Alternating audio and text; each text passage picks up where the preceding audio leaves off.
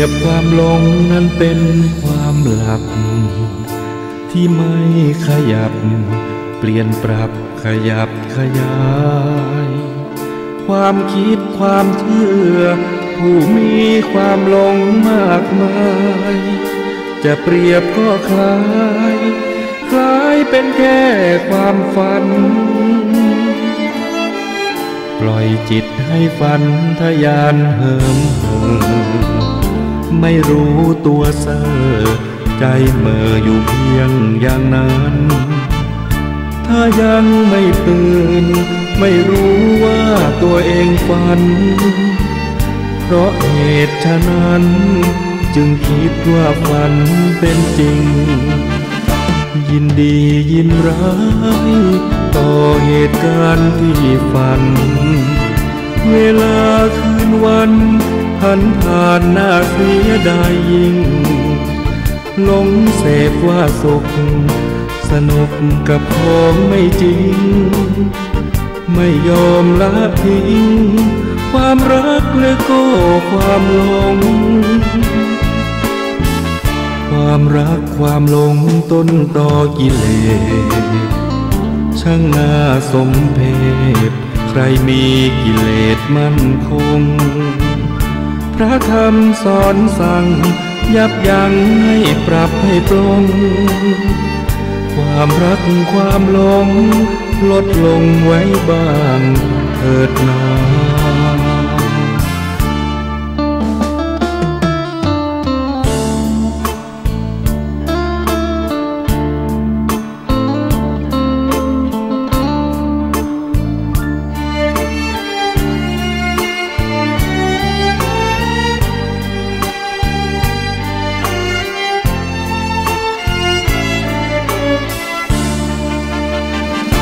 ยินดียินร้ายต่อเหตุการณ์ที่ฝันเวลาคืนวันผ่านหน้าเสียดายยิ่ง 104.5 เมกะเฮิรตซ์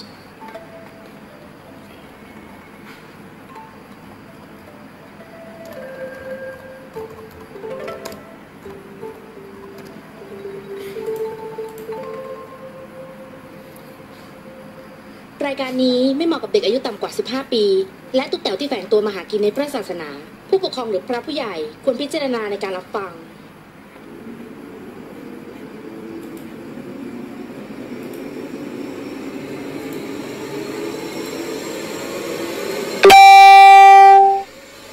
เด็กเฮียน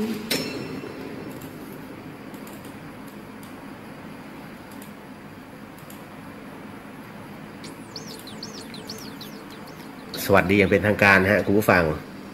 มาแล้ว5 ทุ่มกว่านิดนึงนะฮะเพราะว่าวันนี้เหมือนเดิมคุณแม่หลับถามแล้วว่าจัดไหมแม่บอกไม่ไหวลูกนะฮะก็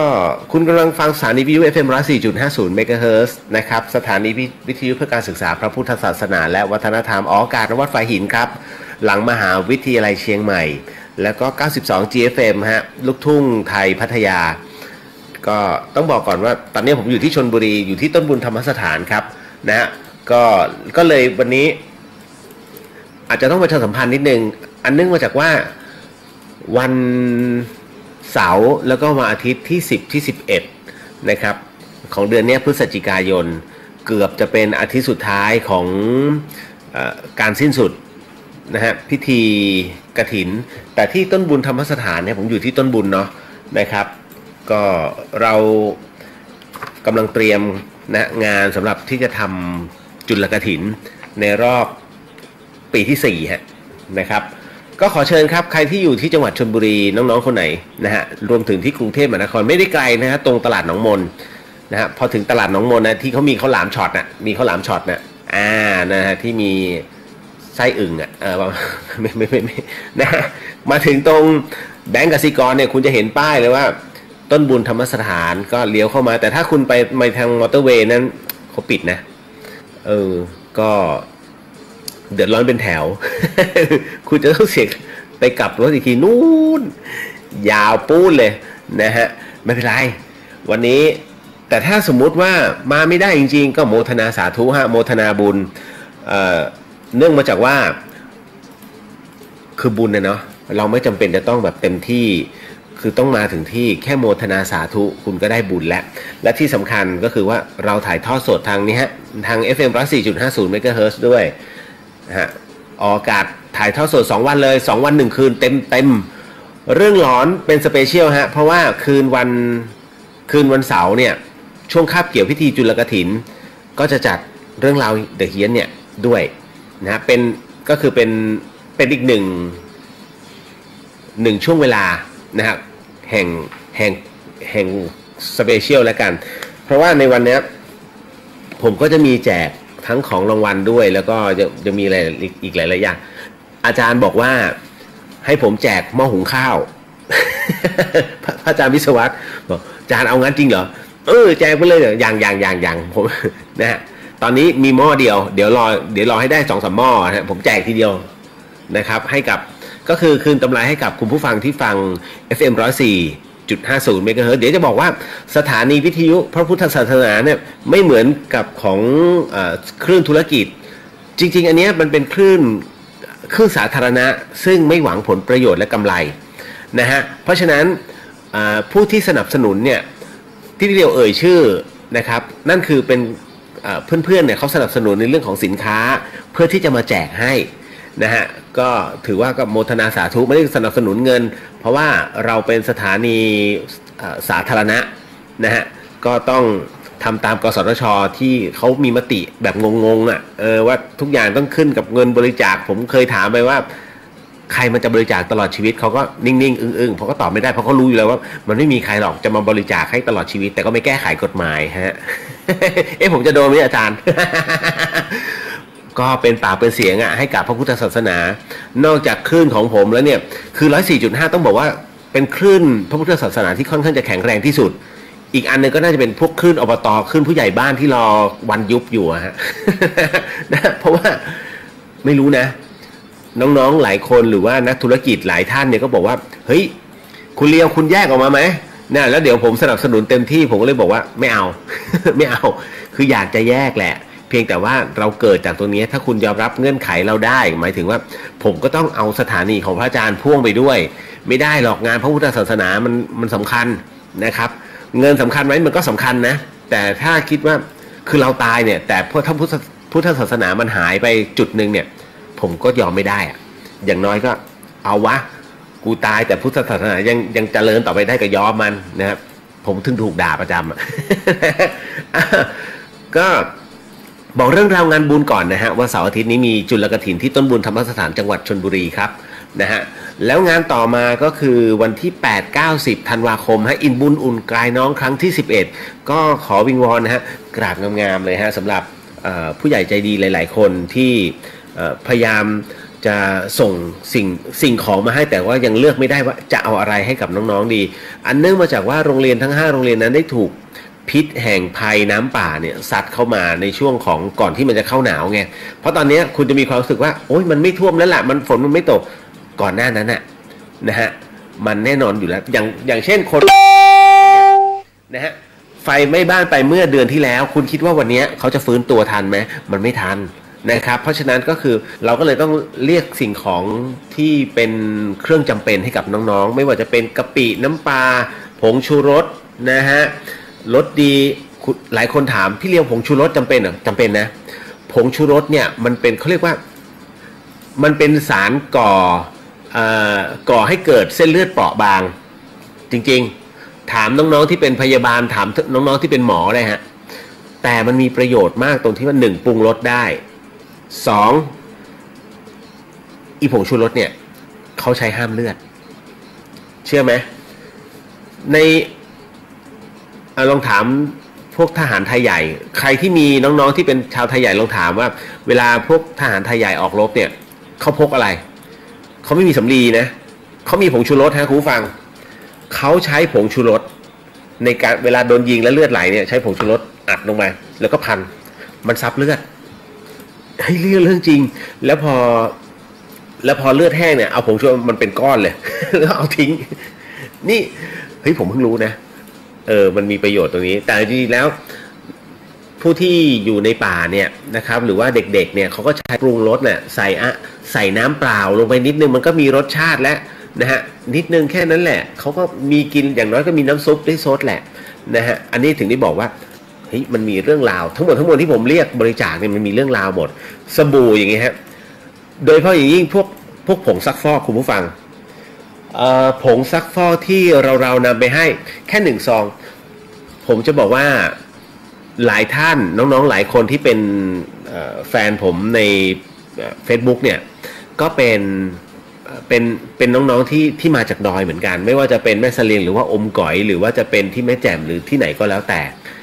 เชื่อมั่นนะฮะว่าถ้าย้อนกลับไปตอนเด็กๆผมถามนิดนึง1 เดือนคุณซักผ้ากี่ครั้งแทบจะไม่ได้ซักนะเขาแค่เอาเสื้อผ้าลงไปรันน้ำในลำธารแล้วก็เอาขึ้นมาใส่นะฮะเพราะมันไม่ขาวหรอกครับน้ำห้วยอันเนื่องมาจากว่าอันที่1ขาดแคลนผงซักฟอกอันที่2ใช้วิธีทุบอันที่3ก็คือว่าคุณจะสังเกตนะถ้างานของปากยอเนี่ยเขาจะเป็นผู้หญิงจะใส่ชุดสีขาวเสื้อขาวนะที่แบบยังเป็นละอ่อนอยู่เขาจะไม่ค่อยใส่นะเพราะว่าเวลามันซักน้ำมันจะเหลืองเป็นน้ำโคลนที่ติดดังนั้นผงซักฟอกจึงมีความสำคัญอย่างยิ่ง1 ซองที่คุณให้มาเนี่ยก็คือซองละ10 บาทน้องๆก็ดีใจแล้วนะเขาจะได้ซักเนี่ยเอาว่าเดือนนั้นเขาได้ซักแน่ๆเต็มที่ก็2 วันก็หมดซองแล้วล่ะนะฮะสำหรับผงซักฟอกดีกว่าไม่ได้ซักเลยนะสำหรับแปรงสีฟันน้องๆในดอยนั้นส่วนใหญ่ไม่ค่อยแปรงฮะอันนี้เรื่องจริงนะพี่เดียวออกหน่วยธนกรรมเคลื่อนที่ของวสวเนี่ยเด็กๆไม่แปรงฟันอ่ะคือประมาณว่าอ้าปากหน่อยไม่ค่อยอ้าแต่พออ้าทีหมอผงะเลยมันมลพิษทางอากาศมาแล้วคือเขาไม่มียาสีฟันนะฮะแล้วก็แปรงที่มีคุณภาพดังนั้นเนี่ยก็เลยเวลาผมจะพยายามส่งเสริมน้องแปรงฟันกันบ้างนะฮะแล้วมีการประกวดฟันสวยเล็กน้อยอย่างเงี้ยแล้วเราก็ให้ของรางวัลไปนะครับเนี่ยพวกเนี้ยมันเป็นเรื่องราวที่เราใช้อยู่ทุกวันแต่น้องๆไม่มียาสระผมเหมือนกันนะฮะไม่ค่อยได้สระได้แต่เอาน้ำนะฮะกระโดดลำธารจบแล้วน้ำเปล่าๆนี่แหละเขามีความสุขตรงนั้นแต่ว่าเพียงแค่เราไม่ได้ให้เขาเหลิงแต่ว่าอยากจะไปเติมเต็มในเรื่องของสุขอนามัยเพราะว่าท้ายที่สุดแล้ววันหนึ่งเนี่ยเมื่อเขาเข้ามาในเมืองเข้ามาในอำเภอเนี่ยเขาจะได้รับรู้ว่าสิ่งต่างๆเนี่ยมันช่วยอะไรเขาได้บ้างแค่นั้นแหละครับนะฮะก็ขอนิดนึงแล้วกันใครที่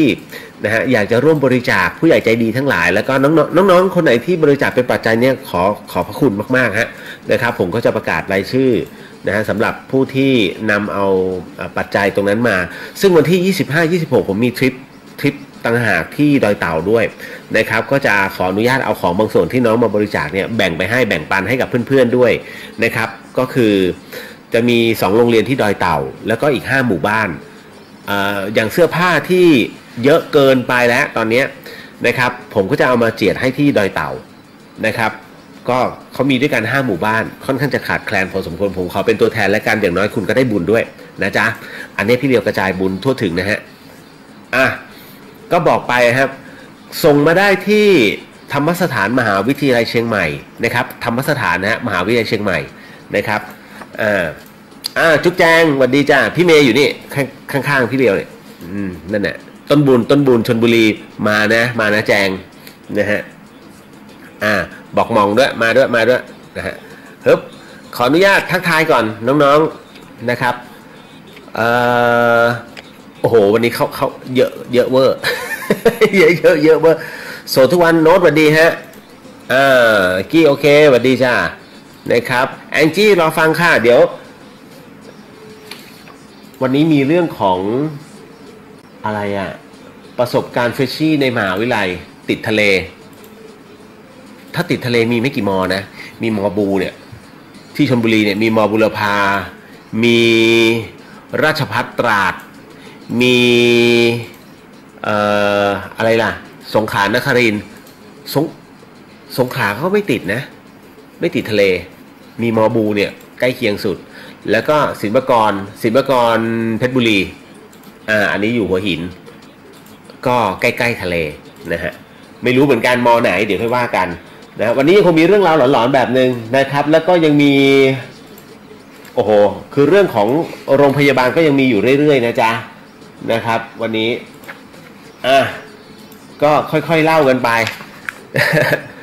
นะจ๊ะโสทุกวันโน้ตสวัสดีพี่เลียวเนอร์ครับสวัสดีฮะ Good eveningอะไร my butter นะครับอาจารย์สาธุครับหลวงพี่วันนี้พี่ดูเลียวพี่เลียวดูแปลกไป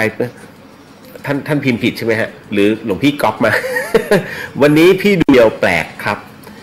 ไม่ใส่แว่นตาดูหนุ่มขึ้นเยอะเลยจริงๆผมยังหนุ่มอยู่ฮะหลวงพี่อย่าพูดความจริงนะฮะผมเป็นคนสนุกสนานผมเป็นคนผู้ชายกรอบๆเลี้ยวแรงกับกระดูกแล้วมันจะกรอบตะวันแดงล้านลาสวัสดีจ้าโน้ตวันนี้จะหลอนระยะขนาดไหนก็เรื่อยๆฮะผมนะคุณที่ว่าอุ๊ย แว่นหายไม่ได้หายคือแต่ไม่ได้เอามาให้อยู่ในห้องพอดีคุณแม่นอนเค้งอยู่นะครับจุ๊บจุ๊บสวัสดีค่ะนะครับแล้วก็สตองเลดี้ยายอยู่ไหนอ่ะวันนี้ไม่ออกอากาศแล้วพยายามปลุกแล้วบอกไม่แม่ง่วงแล้วเขาจะตื่นแต่เช้าพอตื่นแต่เช้าปุ๊บคือผมจะนอนข้างๆคุณแม่แล้วเขาก็จะก๊อกแก๊กก๊อกแก๊กก็เอาไม้เท้ามาเคาะที่เตียงผมตับ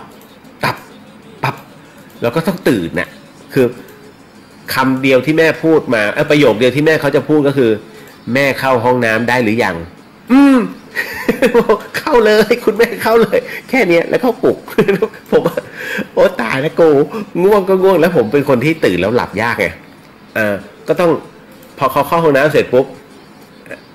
ออกมาเรียบร้อยนั่งเสร็จปุ๊บผมก็นอนแล้วนะเขาก็เอาไม้เท้าอีกเคาะที่เตียงกึกผมก็หันไปอะไรแม่จะให้แม่ทำยังไงต่อดีแม่ก็นอนก็ได้ครับหรืออะไรก็ได้สุดท้ายผมไม่ได้นอนใช่ไหมผมต้องตื่นต้องมาล้างหน้าแล้วพาเขาเดินออกมาข้างนอกโอ้ยปวดหัว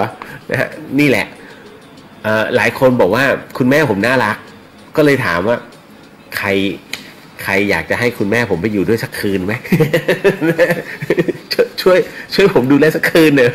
นะคุณจะรู้ว่าโอ้ยเนี่ยอย่างเมื่อกี้ตายฮะผมจะบาปให้นินทาแม่ตัวเองนะฮะเอาเขาหิวเขาชอบกินเนยแข็งไอ้เนยที่เนยสามเหลี่ยมกินกับกล้วยหอมเขาก็จะเรียกเสมอผมบอกแม่กินหมดแล้วเขากินทุกคืนนะวันนี้ไม่มีก็เลยเหลือแค่ข้าวเหนียวหน้าปลาแห้งหน้าปลาแห้งข้าวเหนียวหน้าปลาแห้งก็เลยให้เขากินไป2 คำจบข่าวเลยมันหวานจ้ะรู้แล้วว่าเขาต้องอยากเขาต้องวางนะฮะธัญญาสวัสดีค่ะ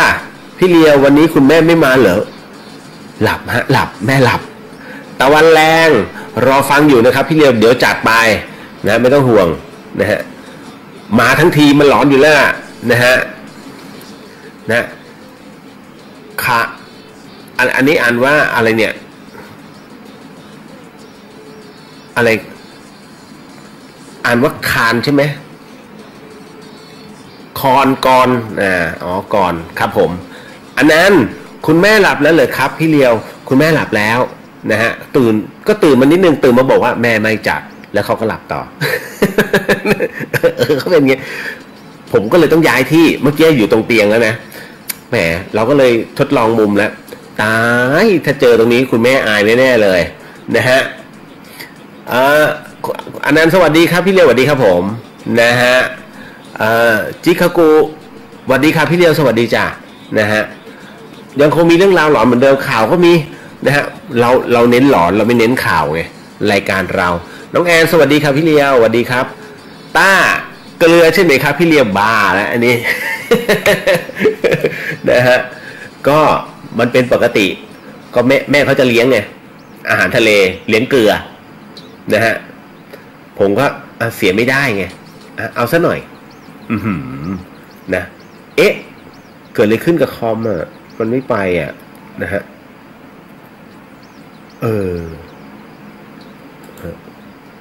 อุ้ยไม่ดัง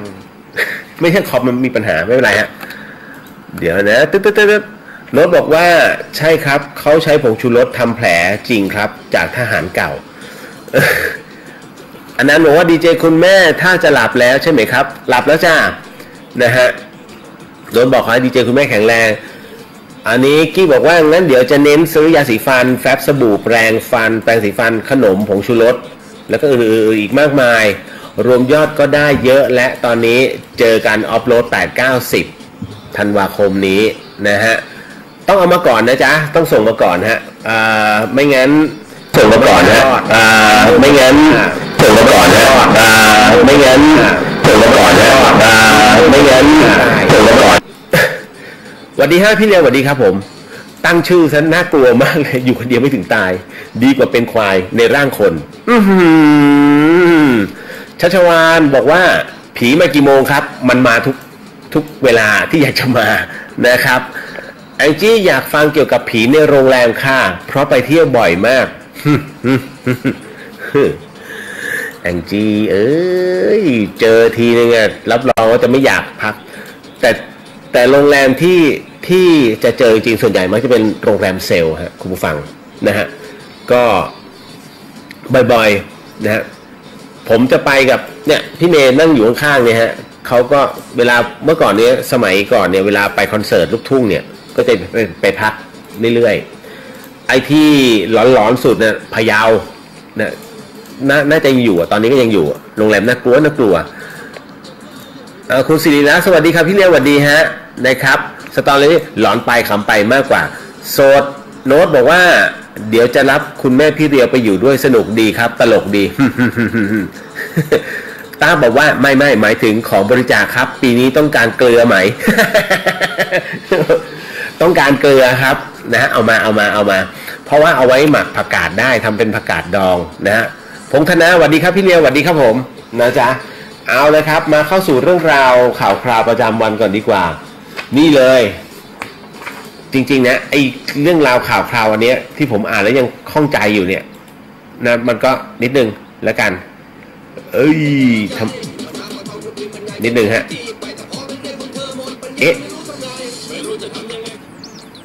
ผมยังงงไม่ผมนึกว่ามันมีปัญหาเรื่องของระบบเสียงไงนะฮะขออนุญาตเร่งมาแล้วโอเคมาขออนุญาตนิดนึงอันนี้บอกอะไรเนี่ยเอายายไปออฟโหลดด้วยเลยเขาไปแล้วจ้ะเขาไปมารอบหนึ่งแล้วนะฮะแล้วก็สมบุกสมบันพอสมควรสนุกนะฮะแต่เขาจะมีปัญหาตอนฉี่คือคุณแม่เวลาปวดอั้นไม่อยู่ไงเพราะฉะนั้นตอนไปครั้งล่าสุดที่ไปเนี่ยครั้งที่5นะที่คุณแม่ไปเนี่ยปวดปุ๊บขบวนต้องหยุดเพื่อจอดให้เขาเยี่ยว คือขบวนมันจะใหญ่แค่ไหนก็แล้วแต่จะยาวไปแค่ไหนก็ตาม20 กว่าคันก็แล้วต้องหยุดอ่ะ หยุดเพื่อให้เขาฉี่ก่อน แล้วก็ฉี่เนี่ยเดินไปหน้ารถแล้วก็ถกเสื้อขึ้นแล้วก็นั่งฉี่ จบฉี่หน้ารถแล้วก็เดินขึ้นทุกคนก็จะวอถามทำไมต้องจอดกันแม่เยี่ยวแป๊บหนึ่งแม่เยี่ยว เขาก็จะรู้กันนะฮะเนี่ยเรื่องราวข่าวแรกคุณผู้ฟังก็เปิดตัวอาจารย์ต้อมใหญ่นี่ผู้สอนคาถาเสน่ห์นางครางนะฮะไม่ใช่นางครวนนะนางครางนะฮะเป็นคลิปพิธีกรรมสยิวกระชอนโซเชียลเลยทีเดียวฮะเปิดตัวร่างทรงของอาจารย์ต้อมใหญ่นะฮะรับเป็นผู้สอนคาถาเมตตามหานิยมให้ต้อมน้อยอาจารย์ในคลิปเสน่ห์นางครางที่ดังทั่วโลกยืนยันวิชาไสยศาสตร์มีจริงแต่เอาไสยเวทเอาไสยะเนี่ยไปรวมกับฮินดูบ้าหรือเปล่ามีใครเขาทำกันผมถึงอยากรู้มากว่าเฮ้ยมันจริงเหรอคือขิกเนี่ยมันเป็นของฮินดูนะฮะเพราะนี่คือเครื่องหมายแห่งเทวโลก3โลกอ่ะนะฮะไม่ว่าจะเป็นพระพรหมพระศิวะพระวิษณุนี่คือตัวความหมายคือตัวประหลัดขิกแต่เอาไปรวมกับในส่วนของ สายเวทซึ่งเป็นสายดำด้วยนะผมก็เลยงงๆไงเฮ้ยถามจริงๆว่าไปเรียนจากอาจารย์ไหนมานะครับเพราะว่ามันคนละศาสตร์กันแล้วข้อสำคัญคือจะเอามารวมกันนี่จะถือว่าอัจฉริยะเกินบุคคลมันเป็นไปไม่ได้เนี่ยผมถึงบอกว่าแหกตานะครับคือไสยศาสตร์มันมีจริงไม่เราไม่เถียงไงเพราะเราก็ผมไม่ได้เก่งนะแต่ว่าเราพอจะรู้ว่าอะไรเป็นอะไรแต่พอถึงนะตรงเนี้ยถึงได้บอกว่าเฮ้ยไปเชื่ออะไรมากมายคือถ้ามันเสกอย่างนี้ได้นะผมจะบอกเลยว่ามึงไปเสกทำเลยให้นี่เลยอย่าไปคิมจองอึนนะฮะไปเสกให้รักประเทศไทยเยอะๆลดภาษีลงแล้วก็เอาของออกไปอย่างนี้ดีกว่าไม่ต้องมานางคางฮะเนี่ยให้ทำมันคางประเทศไทยเนี่ยโอเคเนี่ยอย่างเงี้ยเวิร์ก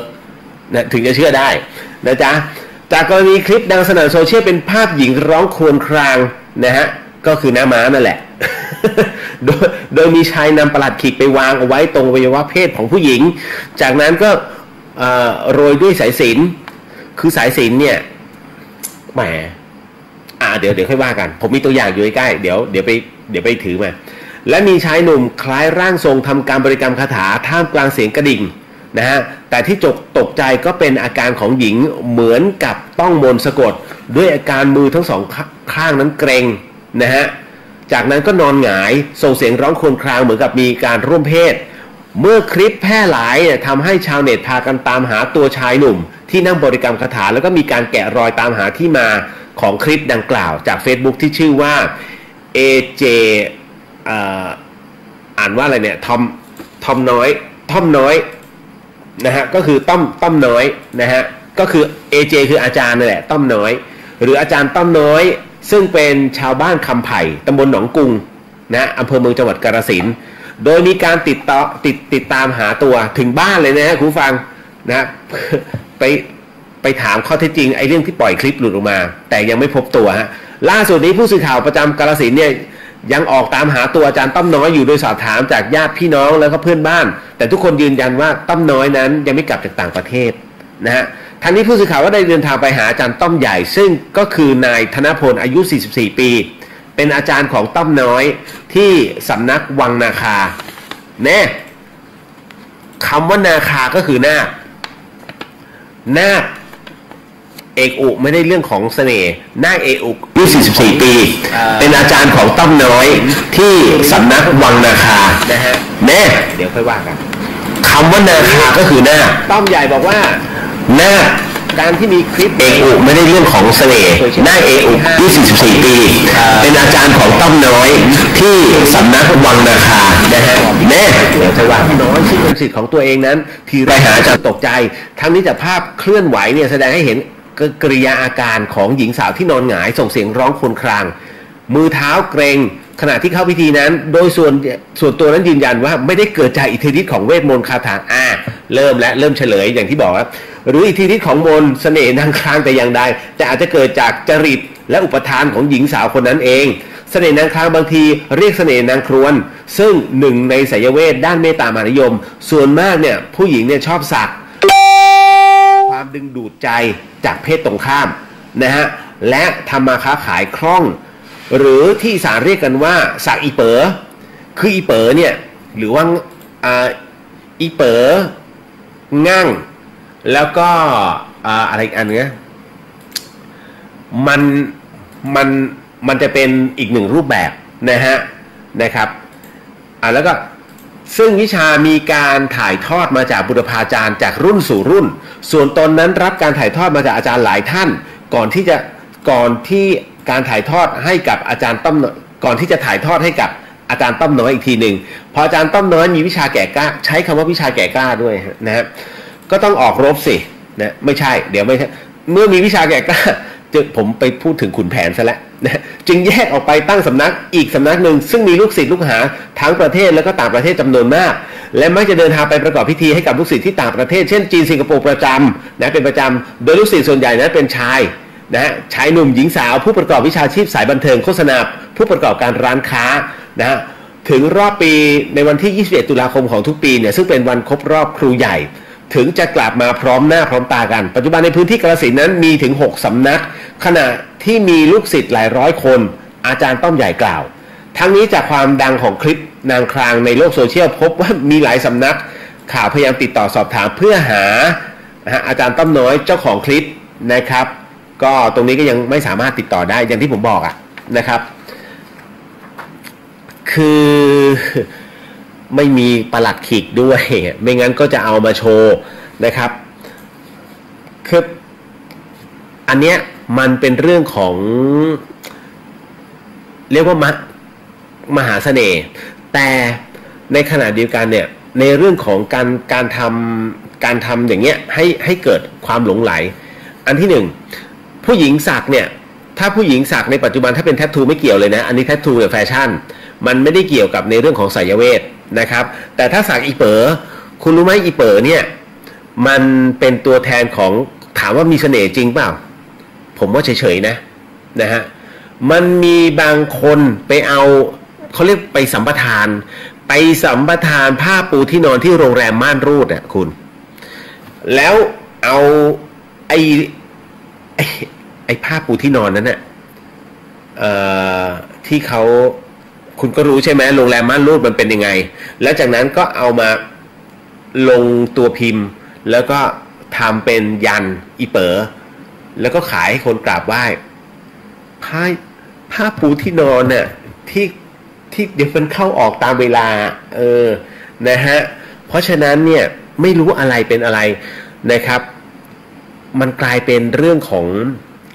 ถูกเขาแหกตาแล้วคนไทยเป็นอะไรที่โดนเขาแหกตาเนี่ยเยอะมากไม่เข็ดทำไมไม่เข็ดเพราะว่าต้องการของจริงซึ่งของจริงมันหายากมากต้องบอกว่าหลายๆที่เนี่ยมักจะเอาความศรัทธาของคนมาเป็นตัวชี้นำผมถึงได้บอกว่าพุทธในประเทศไทยเนี่ยมันเป็นผีนำพุทธไม่ใช่พุทธนำผีเพราะฉะนั้นคนจึงถือเอาเรื่องราวของขลังศักดิ์สิทธิ์โดยเฉพาะอย่างยิ่งก็คือการขอหวยถูกไหมเราจะไม่พูดถึงในเรื่องของการขอหวยเพราะว่าแต่ละพื้นที่นั้นมีองค์เทพหรือว่าอะไรก็ตามเนี่ยต้องการมาทำบารมีเขาก็ได้ของเขาไปอันนี้เราไม่ว่ากันแต่พูดถึงตรงนี้ก่อนเนี่ยอย่างผมถึงได้บอกว่าชื่อสำนักวังนาคาเนี่ยวังนะนาคไม่มั่วสุมขนาดนี้ฮะน่าจะไม่ยุ่งในเรื่องของเสพเมถุนนะหรือว่าเรื่องกามนะไม่วุ่นไม่ยุ่งเลย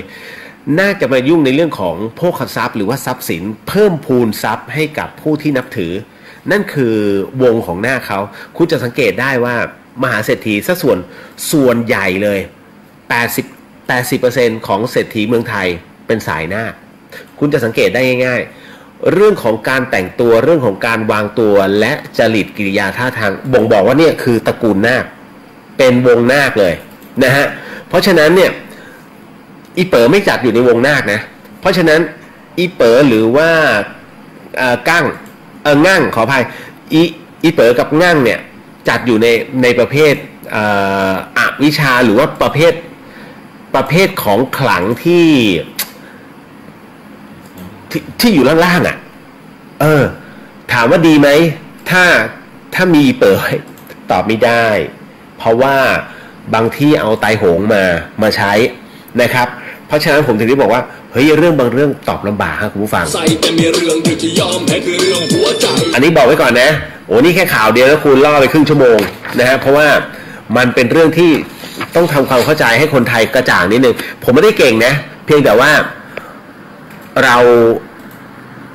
โตมาพวกเนี้ยโตมากับสิ่งนี้อยู่เรื่อยๆนะฮะเราก็เลยพอจะรู้ว่ามันเป็นยังไงและข้อสำคัญคือหลวงลุงผมเป็นเกจิสายอีสานไงนะฮะดังนั้นเวลามีอะไรก็ตามเนี่ยแล้วท่านเป็นพระธรรมยุทธ์ซึ่งท่านไม่สามารถแสดงตนได้ตอนนี้ท่านมรณภาพไปแล้วแต่ว่า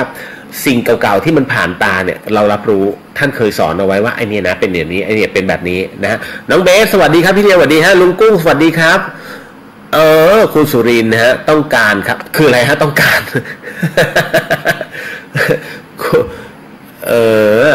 นะฮะต้องการเกลือใช่ไหมพี่แป๊วจัดให้พี่แป๊วแหมคุณสุรินทร์เข้ามาคุณสุรินทร์เดินทางวันไหนครับนะฮะลองถามกันหน่อยนะฮะโน้ตบอกว่าอาจารย์ประหลัดขีกเล่นมายากลเหรอครับ ผมไม่พูดอะไรละผมฟังดีกว่าจริงๆแล้วเนี่ยอย่างปลัดขิกมีของสายระยองอ่ะหลวงพ่อท่านเนี่ยอันเนี้ยหลวงพ่ออีถ้าจำไม่ผิดนะมาเป็นอะไรที่ค่อนข้างพกแล้วมีเงินเข้ากระเป๋าเรื่อยๆนะฮะถ้าจำไม่ผิดนะของหลวงพ่ออีนะฮะโซทุกวันเซียนพระงงครับเรื่องคลิปข่าว นะฮะต่อมาฮะคุณผู้ฟังครับอีกเรื่องราวหนึ่งอันนี้ไม่รู้จะยินดีหรือเปล่าก็ครม.เขาชงกันเสนอสุขภาพต้องมาก่อนเก็บภาษีของเค็มแล้วไขมันเยอะชอบไหมงานนี้พ่อค้าแม่ค้ามีหนาวอ่ะด่ากันเองนะผมไม่เกี่ยวนะอันนี้ผมอ่านตามข่าวนะก็มีบ้างฮะเพราะว่ามีรายงานข่าวว่านายพัชระอนันตสินอธิบดีกรมสรรพสามิตเปิดเผยว่ากรมสรรพสามิตเนี่ยเตรียมเสนอครม.พิจารณาแพ็กเกจภาษีใหม่ไม่เกินเดือนธันวาคมนี้มีแน่ฮะภาษีที่จะนำเสนอประกอบด้วยอาทิภาษีสินค้าที่มีความเค็มและความมันนะฮะภาษียาเส้นภาษีสารเคมีอันตรายในภาคการเกษตรเป็นต้นนะฮะเพื่อให้สอดคล้องกับแนวทางส่งเสริมสุขภาพโดยเฉพาะแพ็กเกจภาษีดังกล่าวที่เสนอนั้นครม.มีทั้งภาษีใหม่และปรับปรุงภาษีตัวเดิมให้ทันสมัยมากขึ้นนะฮะและก็จะไม่เน้นรายได้แต่จะยึดยุทธศาสตร์ของประเทศทั้งในเรื่องการส่งเสริมคุณภาพชีวิตของประชาชนให้มีสุขภาพที่ดีขึ้นและอื่นๆจึงทำให้แนวนโยบายในการจัดเก็บภาษีของกรมนั้นเปลี่ยนไปในทิศทางที่คำนึงถึงพัฒนาคุณภาพชีวิตของประชาชนให้ดีขึ้นเบื้องต้นนั้นการเก็บภาษีไขมันและก็ของเค็มและความเค็มในสินค้านั้นก็ยึดรูปแบบของการเก็บสินค้าเรียกว่าภาษีความหวานเก็บภาษีความหวานคุณพระช่วย มีภาษีความหวานโดยจะมีเวลาให้ผู้ประกอบการปรับตัวเช่นให้เวลา5 ปีซึ่งหากผู้ประกอบการนั้นลดไขมันหรือว่าความเค็มได้เลยเนี่ยก็จะได้อัตราภาษีลดลงแต่หากลดไม่ได้ก็จะเสียภาษีในอัตราเดิมแต่หากเกินเวลาที่กำหนดแล้วไม่สามารถลดได้ก็ต้องเสียภาษีเพิ่มขึ้นซึ่งจะทำให้ผู้บริโภคนั้นไม่ได้รับผลกระทบจากการขึ้นภาษีในทันทีตรงนี้นายยุทธนาหยิมการุณรองปลัดคลังเนี่ยและก็กรรมการยาสูบแห่งประเทศไทยก็บอกว่าคณะกรรมการยสทนะฮะยาสูบแห่งประเทศไทยมีมติให้ของเงินงบประมาณของรัฐเนี่ยอีก200 ล้านบาทเพื่อช่วยในการจ่ายชดเชยให้กับเกษตรกรที่ปลูกใบยาสูบฮะหลังจากที่ได้ลดการรับซื้อใบยาสูบของเกษตรกรเมื่อในปี61กับ62ลดลงเหลือ 50% แค่นั้นจากที่เคยรับซื้อเดิมเนี่ยรัฐบาลเห็นชอบก็จะทำให้เกษตรกรมีรายได้เพิ่มถึง 70% จากที่เคยขายใบยาสูบได้ก่อนนี้นะฮะเอาจริงนะด้วยความเคารพเดี๋ยวเตรียมโดนด่าเลยนะฮะท่านนะครับคุณพัชระอนันตสินถ้าสำหรับผมนะผมบอกเลยว่าถ้าส่งเสริมสุขภาพนะเรื่องความเค็มเรื่องมันเนี่ยไม่ต้องไปแตะภาษีที่ดีที่สุดคือภาษีส่วนบุคคลฮะถ้าต้องการสุขภาพใช่ไหมคนที่มีความอ้วนเกิน80 กิโลเมตรไม่ใช่80 กิโลกรัมเสียภาษีเพิ่ม คุณใช่ไหมทั้งประเทศไทยมันจะค่อยๆลดความอ้วนเนี่ยกูต้องไม่เกิน80 กิโล เขาเรียกส่งเสริมสุขภาพทางอ้อมไงท่านนี่แหละมันง่ายกว่าแล้วก็ลดกำลังในเรื่องของอะไรนะใบยาสูบแล้วจะบอกว่าเราจะต้องผลิตบุหรี่นะฮะหรือว่าอะไรพวกนี้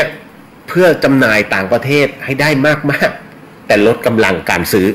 คือผมงงมากไงกับนโยบายแบบนี้แล้วหาเรื่องจะขึ้นภาษีดูก่อนไหมฮะผมยกตัวอย่างปตทเนี่ยภาษีน้ำมันเนี่ยไอชาวบ้านเนี่ยเขาลดลงมาเนี่ยตั้ง3 บาทนะฮะทำไมประเทศไทยยังคงที่เหมือนเดิมแล้วพอพูดถึงปตททีไรเฮ้ยเหมือนแบบคุณเอาสากกระเบือมาแล้วเปล่า มันเหมือนเป่าสากอะคุณมันไม่มีการตอบมันมีผลสะท้อนกลับมาฮะเพราะมันมีบางอย่างเกิดขึ้นในแดนสนธยาแห่งนี้เราไม่ตอบว่ามันคืออะไร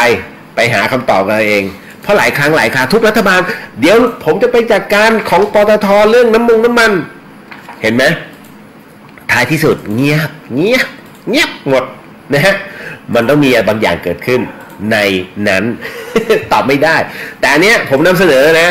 นะครับท่านพัชระถ้าอยากจะให้คนไทยรักษาสุขภาพเนี่ยชงใหม่ชงไปเลยในสนช.ผู้ที่มีน้ำหนัก80กิโลขึ้นไปเนี่ย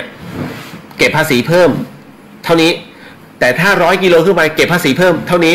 ให้เวลาลดก่อนอย่างน้อย5ปีมันจะมีการแบบนะทุกคนเฮ้ยไม่ได้เดี๋ยวถ้าเกินภาษีเดี๋ยว80กิโลปุ๊บไม่ได้เดี๋ยวกูเสียภาษีเพิ่มไม่มีใครต้องการเสียภาษีเพิ่มหรอกคุณใช่ไหมเนี่ยสุขภาพล้วนๆประเทศไทยยั้งยืนยนชัยโยโหหิ้ว นะฮะกูจะโดนไหมเนี่ยจะจัดรายการแบบนี้ต่อมานี่เลยฮะโอ้โหผลิตผลเมืองไทยดังไปถึงต่างประเทศคุณผู้ฟังเพราะว่าสายการบินดังของอินโดนีเซียต้องดีเลย์ฮะหลังจากที่ผู้โดยสารลงจากเครื่องพร้อมกันเพราะเหม็นทุเรียน ทุเรียนจากประเทศไทย โอ้ทำดังเราดังไกลไปทั่วโลกนะฮะเครื่องบินของสายการบินศรีวิจัยนะฮะต้องเผชิญหน้ากับการล่าช้ากว่า1 ชั่วโมงหลังจากผู้โดยสารนั้นทนกลิ่นทุเรียนไม่ไหวเนี่ยจนต้องขอลงจากเครื่องไปสูดอากาศบริสุทธิ์ทำไมโอ้โหไทยแลนด์ชอบจะตายพี่จีนนี่มาซื้อกว้านซื้อเลยเห็นไหมบอกแล้วนะฮะแจ็คหม่านี่มาขอซื้อ 20,000 ผลนะครับโอ้โหสื่อต่างประเทศก็บอกว่าเกิดเหตุความวุ่นวายขึ้นบนเครื่องบินลำหนึ่งของสายการบินศรีวิจัยขณะที่เตรียมขึ้นบินที่สนามบินในเมืองของเบิงกูรูนะแห่งเมืองท่าทางตอนใต้ของเกาะสุมาตราฝั่งตะวันตกประเทศอินโดนีเซียครับเหตุการณ์เกิดขึ้นเมื่อผู้โดยสารนั้นแจ้งกับทางพนักงานต้อนรับบนเครื่องเรื่องกลิ่นของทุเรียนที่ถูกบรรทุกอยู่ในบริเวณคาร์โก้ใต้ห้องผู้โดยสาร ห้ามอะไรก็ห้ามได้ห้ามกินทุเรียนจากประเทศไทยยากมาก แล้วมันจมูกดีกันด้วยนะโอ้โหแสดงว่าไอ้ภูเนี้ยไอ้ผลเนี้ยมันสุดแล้วนะฮะพอมาถึงตรงนี้เสร็จปุ๊บเขาบอกว่าสุดท้ายเนี่ยผู้โดยสารทนไม่ไหวโอ้ยกัปตันไฮเฮลมีช่วยด้วยขอลงเครื่องก่อนได้ไหมไอจะขาดใจตายแล้วทุเรียนไทยแลนด์ทั้งนี้เครื่องบินลำดังกล่าวเนี่ยได้บรรทุกทุเรียนจำนวน2 ตันโอ้โหคุณบ้าช่วย2 ตันนะฮะโดยเจ้าหน้าที่ระบุว่าทางสายการบินนั้นได้บรรทุกทุเรียนจริงแต่ทางสายการบินนั้นพยายามหาวิธีกำจัดกลิ่นทุเรียนแล้วนะฮะแต่ด้วยสภาพอากาศที่ร้อนอาจทำให้การควบคุมกลิ่นนั้นทำได้ไม่เต็มประสิทธิภาพใช่นะฮะจริงๆมันควรจะแบบใส่ตู้นะแล้วเอาถุงพลาสติกห่อตู้อีกทีหนึ่ง ถึงปลายทางปุ๊บมันสุกหมดทั้งตู้ นะฮะมันอบไงนะครับคือในท้ายที่สุดแล้วทางสายการบินนั้นได้ยอมนำทุเรียนออกจากเครื่องนะแล้วก็จึงจะบินได้โอ้โหหมดไป1 ชั่วโมงนะฮะแหมนี่ถ้าไปเป็นซูริกเนี่ย3 ชั่วโมงนะฮะดีไม่ดีนะจบเลยเจอการบินไทยเข้าไป เอ้ยพี่เลียวจะโดนไหมเนี่ยสถานีเราพระอาจารย์ ขอโหสิต่อมานี่เลยคุณฟังมันมีข่าวอันหนึ่งที่น่าสะพรึงมากนะหลายท่านอาจจะพอจะรู้อยู่บ้างแต่หลายท่านเนี่ยไม่รู้เขามีการสันนิษฐานนะว่าตอนนี้มันมีดาวหางดวงหนึ่งใกล้กับโลกของเราแต่ปรากฏว่านักดาราศาสตร์ทั่วโลกเนี่ยมาวิเคราะห์แล้วนี่ไม่ใช่ดาวหางแต่มันเป็นบางอย่างที่เกิดขึ้นโดยเฉพาะอย่างนี้เนี่ยเขามีการสันนิษฐานว่ามันเป็นยานพาหนะอีกโลกหนึ่งในความหมายก็คือ UFO ฮะคุณผู้ฟังเขาบอกเลยว่านักวิทยาศาสตร์เนี่ยยังสงสัยอยู่นะฮะโอมูอามูอานะฮะไม่ใช่ดาวหางแต่อาจเป็นยานจากดาวอื่นนักดาราศาสตร์ยังสงสัยโอมูอามูอาฮะที่เคยเคลื่อนผ่านระบบสุริยะอาจจะไม่ใช่ดาวหางแต่เป็นยานอวกาศมนุษย์ต่างดาวเพราะมีรูปทรงและก็อัตราความเร็วเคลื่อนที่ที่ประหลาดมากสำนักข่าวต่างประเทศรายงานว่านักวิทยาศาสตร์และนักดาราศาสตร์ลงความเห็นว่าโอมูอามูอาเนี่ยวัตถุประหลาดรูปทรงคล้ายกับซิก้า ที่เพิ่งโคจรผ่านระบบสุริยะจักรวาลแล้วก็โลกไปเมื่อไม่นานมานี้อาจจะไม่ใช่ดาวเคราะห์น้อยหรือว่าดาวหางแต่อาจจะเป็นวัตถุที่แปลกปลอมที่ไม่ได้เกิดขึ้นตามธรรมชาติตั้งข้อสันนิษฐานเอาไว้ว่าเป็นยานอวกาศของมนุษย์ต่างดาวครับนักดาราศาสตร์จากมหาวิทยาลัยฮาร์วาร์ดระบุว่าวัตถุแปลกปลอมเนี่ยคล้ายกับซิก้านั้นซึ่งทางองค์การบริหารการบินและอวกาศแห่งชาติหรือว่านาซานั้นนะครับได้ตรวจสอบพบเจอเมื่อปี 2017 นะฮะก่อนที่จะโคจรเข้าใกล้กับระบบสุริยะจักรวาลนักวิทยาศาสตร์ต่างให้ความสนใจแล้วก็เกี่ยวกับรูปร่างของรูปทรงของมันมากนะฮะว่าเฮ้ยมันแปลกไปกับดาวหางโดยทั่วไปเดิมทีเนี่ยนักวิทยาศาสตร์วิเคราะห์ว่าไอ้โอมูอามูอาเนี่ยน่าจะเป็นดาวหางหรือว่าดาวเคราะห์น้อยที่หลงทิศทางมาเข้ามาสู่ในวงโคจรของระบบสุริยะแต่แนวคิดต่างๆมันต้องปรับเปลี่ยนไปจากหลังจากที่เฝ้าติดตามวัตถุประหลาดเนี่ยทำให้ทฤษฎีที่เชื่อว่ามันน่าจะเป็นยานอวกาศสำหรับของมนุษย์ต่างดาวนั้นเคลื่อนตัวเข้ามาสู่ระบบสุริยะเพื่อสำรวจนะฮะมันน่าจะเป็นยานนี้แน่ๆปัจจุบันนักวิทยาศาสตร์นั้นได้จำกัดนิยามเรียกโอมูอามูอาไว้ว่าวัตถุแปลกปลอมที่เคลื่อนที่ในห้วงอวกาศลึกจากข้อมูลเนี่ยพบว่าหลังจากที่โอมูอามูอานั้นเคลื่อนตัวผ่านพลูโตไปกลับพบว่าเส้นทางและความเร็วของวัตถุดังกล่าวนั้นมันมีการเปลี่ยนแปลงบ่อยครั้งครับคือการเปลี่ยนแปลงแบบนี้มันไม่ให้เปลี่ยนแปลงในทิศทางของดาวหางคือมันแวบได้มันวาบนะฮะซึ่งแทบจะเป็นไปไม่ได้ที่ดาวหางหรือว่าดาวเคราะห์น้อยจะมีปฏิกิริยาเช่นนั้นทำให้เกิดข้อสันนิษฐานของนักวิทยาศาสตร์ฮะแล้วก็ยังอธิบายไม่ได้นะครูฟังแต่เชื่อว่าไอ้โอมูอามูอาเนี่ยนะฮะไม่น่าจะเป็นวัตถุที่เกิดขึ้นตามธรรมชาติอาจจะเป็นยานอวกาศจากอีกหนึ่งโลกอย่างแน่นอนเพื่อที่เข้ามาในสำรวจในระบบสุริยะของสุริยะจักรวาลเนี่ยมันมีทั้งหมดด้วยกันนะฮะ9 ดวงนะฮะก็เข้ามาตรงนี้ตอนนี้แล้วก็ผ่านมาใกล้โลกมากฮะครูฟังอันนี้ก็เป็นเรื่องราวที่เกิดขึ้นเมื่อปีที่แล้วนะฮะคืออันเนี้ยมันผ่านโลกไปแล้วแต่เขาก็เฝ้าจับตามันไงคล้ายๆกับฮันเล่ว่าทุก80 กว่าปีเนี่ยฮันเล่จะมาปรากฏในใกล้ๆโลกอีกครั้งหนึ่งแต่นะตรงนี้ไอ้โอมูอามูอาเนี่ยมันผ่านมาแล้วเฮ้ยแต่มันแปลก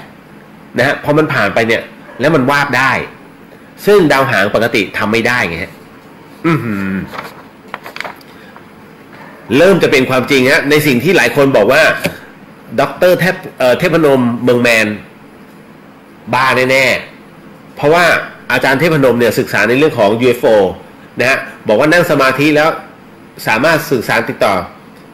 เริ่มจะเป็นจริงแล้วผมถึงได้บอกไงว่าอะไรก็ตาม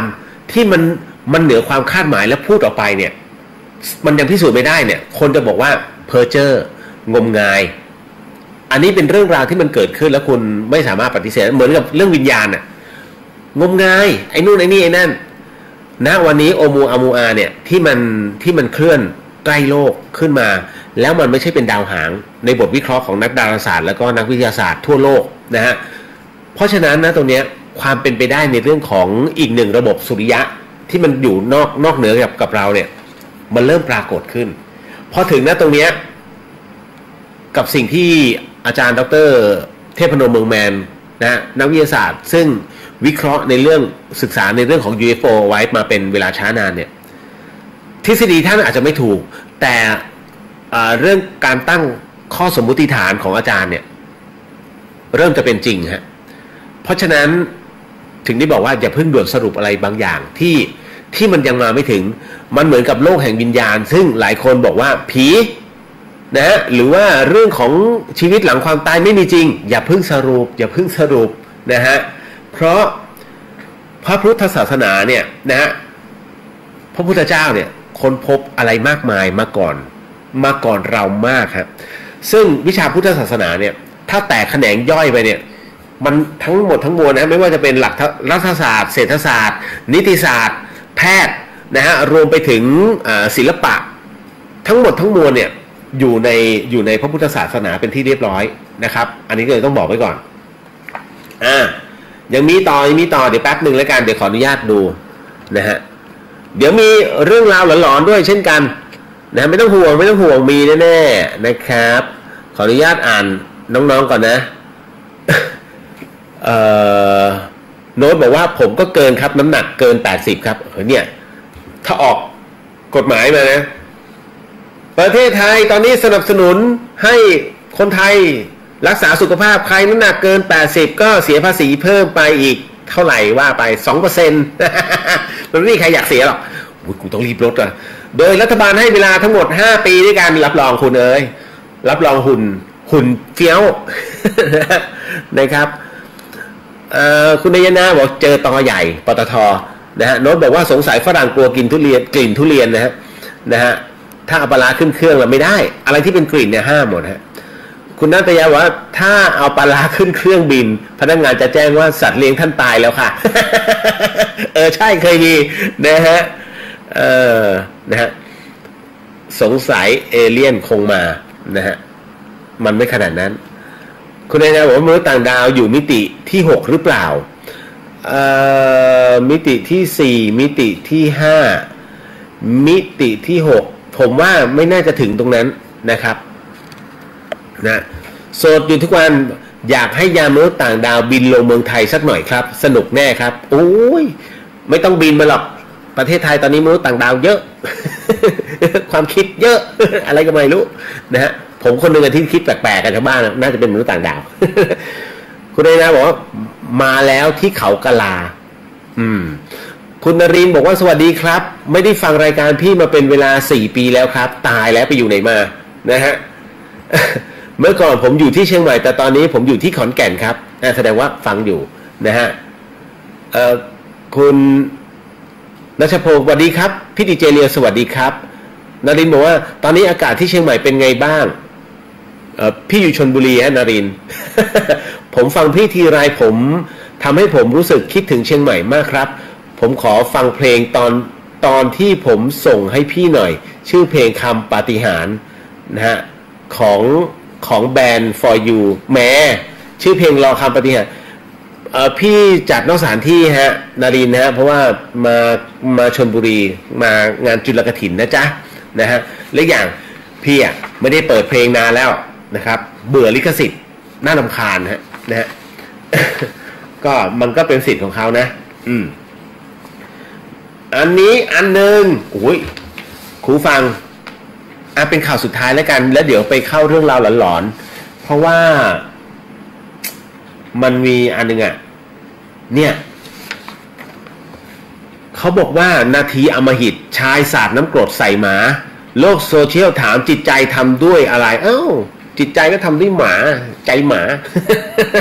นะฮะโอ้เจ้าของหมาสุดทนโพสต์คลิปอาจารย์ชายสาดน้ำกรดใส่หมาที่เลี้ยงไว้ทั้งที่อยู่ในบ้านชาวเน็ตโจกยับจิตใจทำด้วยอะไรแนะนำให้ไปแจ้งความอย่างนี้แจ้งได้เลยฮะผู้สื่อข่าวก็รายงานว่าเกิดเหตุสะเทือนใจคนรักสุนัขนะฮะเมื่อผู้ใช้ Facebook นะคุณชื่อว่าอเนกศรีสังวานนะศรีสังวานนะโดยได้เผยแพร่คลิปสุนัขของตนเองที่เลี้ยงไว้เนี่ยถูกทำร้ายจนบาดเจ็บทั้งที่อยู่ในบ้านดีๆไม่ได้มีทีท่าว่าจะเห่าหรือว่ากัดชายคนที่อยู่นอกรั้วบ้านเลยโดยชายผู้ก่อเหตุนั้นเอาน้ำกรดสาดใส่สุนัขของผู้โพสต์ก็เป็นคนรู้จักกันนี่แหละผู้โพสต์คลิปนะแล้วก็ภาพได้ระบุข้อความว่ายังเปิดเจอยิ่งเปิดเจอยิ่งขึ้นหมามันไปทำอะไรให้คุณในรั้วบ้านแท้ๆภายหลังจากเรื่องราวดังกล่าวนั้นได้รับการเผยแพร่ออกไปเนี่ยชาวเน็ตก็ต่างวิพากษ์วิจารณ์กันต่างๆนานาฮะโดยส่วนใหญ่นั้นแนะนำให้ผู้โพสต์นั้นไปแจ้งความนะ โดยผู้โพสต์นั้นได้ระบุข้อความตอบชาวเน็ตเช่นกันว่าตั้งแต่เกิดเรื่องมาชายผู้ก่อเหตุได้หนีไปแล้วและก็กล่าวว่าเดินจะไม่ไหวอยู่แล้วยังทำแบบนี้และตนจะไปแจ้งความเช่นกันนะทั้งนี้ผู้โพสต์คลิปนะยังได้โต้ข่าวที่มีคนกล่าวหาว่าสุนัขของตนนั้นไปกัดเด็กที่จังหวัดราชบุรีทำให้พ่อของเด็กนั้นเอาน้ำกรดมาสาดใส่สุนัขของตนด้วยโดยระบุข้อความว่าข่าวมั่วครับที่บอกเอาไปกัดเด็กที่จังหวัดราชบุรีบ้านผมอยู่กทมและสุนัขผมก็เลี้ยงอยู่ในกทมมีรั้วรอบขอบชิดไม่เคยปล่อยออกไปข้างรั้วนะหรือว่าไม่เคยปล่อยออกไปนอกบ้านนอกจากผมจะพาออกไปเดินแล้วก็มีสายจูงทุกครั้งฮะโอ้โหอันนี้น่าจะอิจฉาเพราะหมามันก็น่ารักนะฮะกลัวหน้าตาคล้ายข้อศอกหมาไงนะฮะก็เลยเนี่ยเป็นประมาณนี้คุณผู้ฟังถ้าเป็นผมนะผมบอกเดี๋ยวอย่าเพิ่งแจ้งเอาหมาคุณเนี่ยไปล้างน้ำก่อนเอาน้ำฉีดเพื่อที่จะให้ความเป็นกรดนั้น เขาเรียกว่ามันลดลงแล้วเอาสบู่มันจะเป็นด่างฟอกมันเพื่อทำให้กรดกับด่างมาผสมกันปุ๊บมันจะเป็นกลางเป็นเบสมันจะเป็นกลางทันทีเพราะฉะนั้นสิ่งแรกเวลาคุณโดนน้ำกรดสาดเนี่ยฮะรีบล้างน้ำแล้วเอาสบู่ลงนะครับเบื้องต้นแล้วจากนั้นรีบไปพบแพทย์แต่ของสุนัขเนี่ยแม้เซลล์มันจะสามารถสร้างกลับมาได้ก็จริงนะครับแต่ก็ต้องทำความสะอาดแล้วก็รักษาแผลให้อย่างดีไม่งั้นมันก็แย่เหมือนกันนั่นคือสิ่งแรกที่จะต้องทำอันที่สองคือไปแจ้งความซะนะว่าไอเนี้ยนะฮะเป็นประเภทมนุษย์ใจหนัก นะโอเคนะจ๊ะมาหมดแล้วครูฟังมาเข้าสู่เรื่องราวหลอนๆแบบนี้ฮะครูฟังกำลังฟัง FM 104.50 เมกะเฮิรตซ์นะฮะวัดฝายหินจังหวัดเชียงใหม่แต่ว่าตัวผมก็อยู่ที่จังหวัดชลบุรีแล้วก็ 92.0 นะฮะ GFM นะครับลูกทุ่งไทยพัทยานะครับก็สามารถรับฟังได้นะแน่นอนที่สุดนะตรงนี้เดี๋ยวไปฟังเรื่องราวของผีในหอพักกันนะฮะตอนนี้ขออนุญาตนิดนึง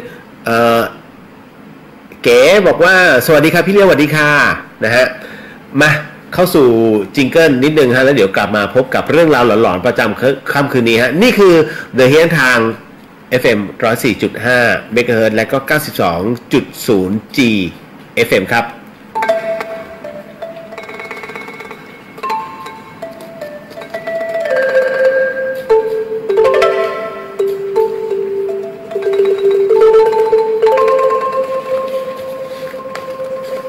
รายการนี้ไม่เหมาะกับเด็กอายุต่ำกว่า 15 ปี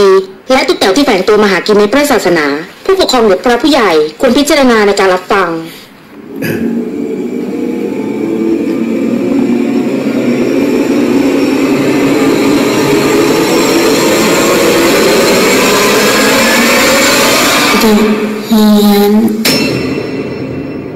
เข้าสู่ในช่วงของ The เฮียนกับเฮียนสยอง2เรื่องในค่ำคืนนี้นะคุณฟังครับก็เป็นประจำทุกค่ำคืนในเรื่องราวแบบนี้ก็สนับสนุนเรื่องราวหลอนๆแบบนี้โดยนาอีเซรั่มแชมพูนะฮะแชมพูที่ลดอาการหลุดร่วงของเส้นผมรวมไปถึงชีวาโลมฮะซึ่งเป็นสมุนไพรจากสมุนไพรไทยนะครับเป็นน้ำมันสปารวมถึงเครื่องในการนวดทั้งหลายรูปประคบด้วยแล้วก็ซันออโต้เซ็นเตอร์ฮะเต็มรถยนต์มือ2พัทยาเหนือก็สนับสนุนในเรื่องราวของเรื่องหลอนๆแบบนี้สิ่งที่คุณผู้ฟังกำลังจะได้ยินได้ฟังจากผมต่อไปนี้นั้นอย่าเชื่อนะฮะให้ฟังหูไว้หูแล้วก็ใช้วิจารณญาณทุกครั้งในการรับฟังเรื่องราวประเภทนี้ฮะข้อสำคัญอยากให้คุณผู้ฟังนั้นได้ฟังเป็นนิยายครับเพราะว่าเรื่องราวที่ผมกำลังจะเล่าต่อไปมีคนถามผีฟ้าอีกแล้วเดี๋ยวค่อยว่ากันเดี๋ยวจะอธิบายให้ฟังเรื่องผีฟ้าพูดไปแล้วเรื่องราวของผีฟ้าก็ยังถามอีกไม่เป็นไรเดี๋ยวจัดการให้แป๊บหนึ่งนะเขาบอกว่าสิ่งที่น้องเขาส่งมาให้ผมเนี่ยมันเป็นประสบการณ์ของเฟชชี่ในรั้วของมหาวิทยาลัยแห่งหนึ่งแล้วกันในประเทศไทยเนี่ยมันติดทะเลด้วยนะเป็นเรื่องผีในหอครับและเรื่องราวนะตรงนี้น้องเล่ามาให้สั้นๆไม่สั้นเท่าไหร่หรอกนะฮะเขาเดี๋ยวนะฮะแป๊บหนึ่งฮะเขาเล่าว่า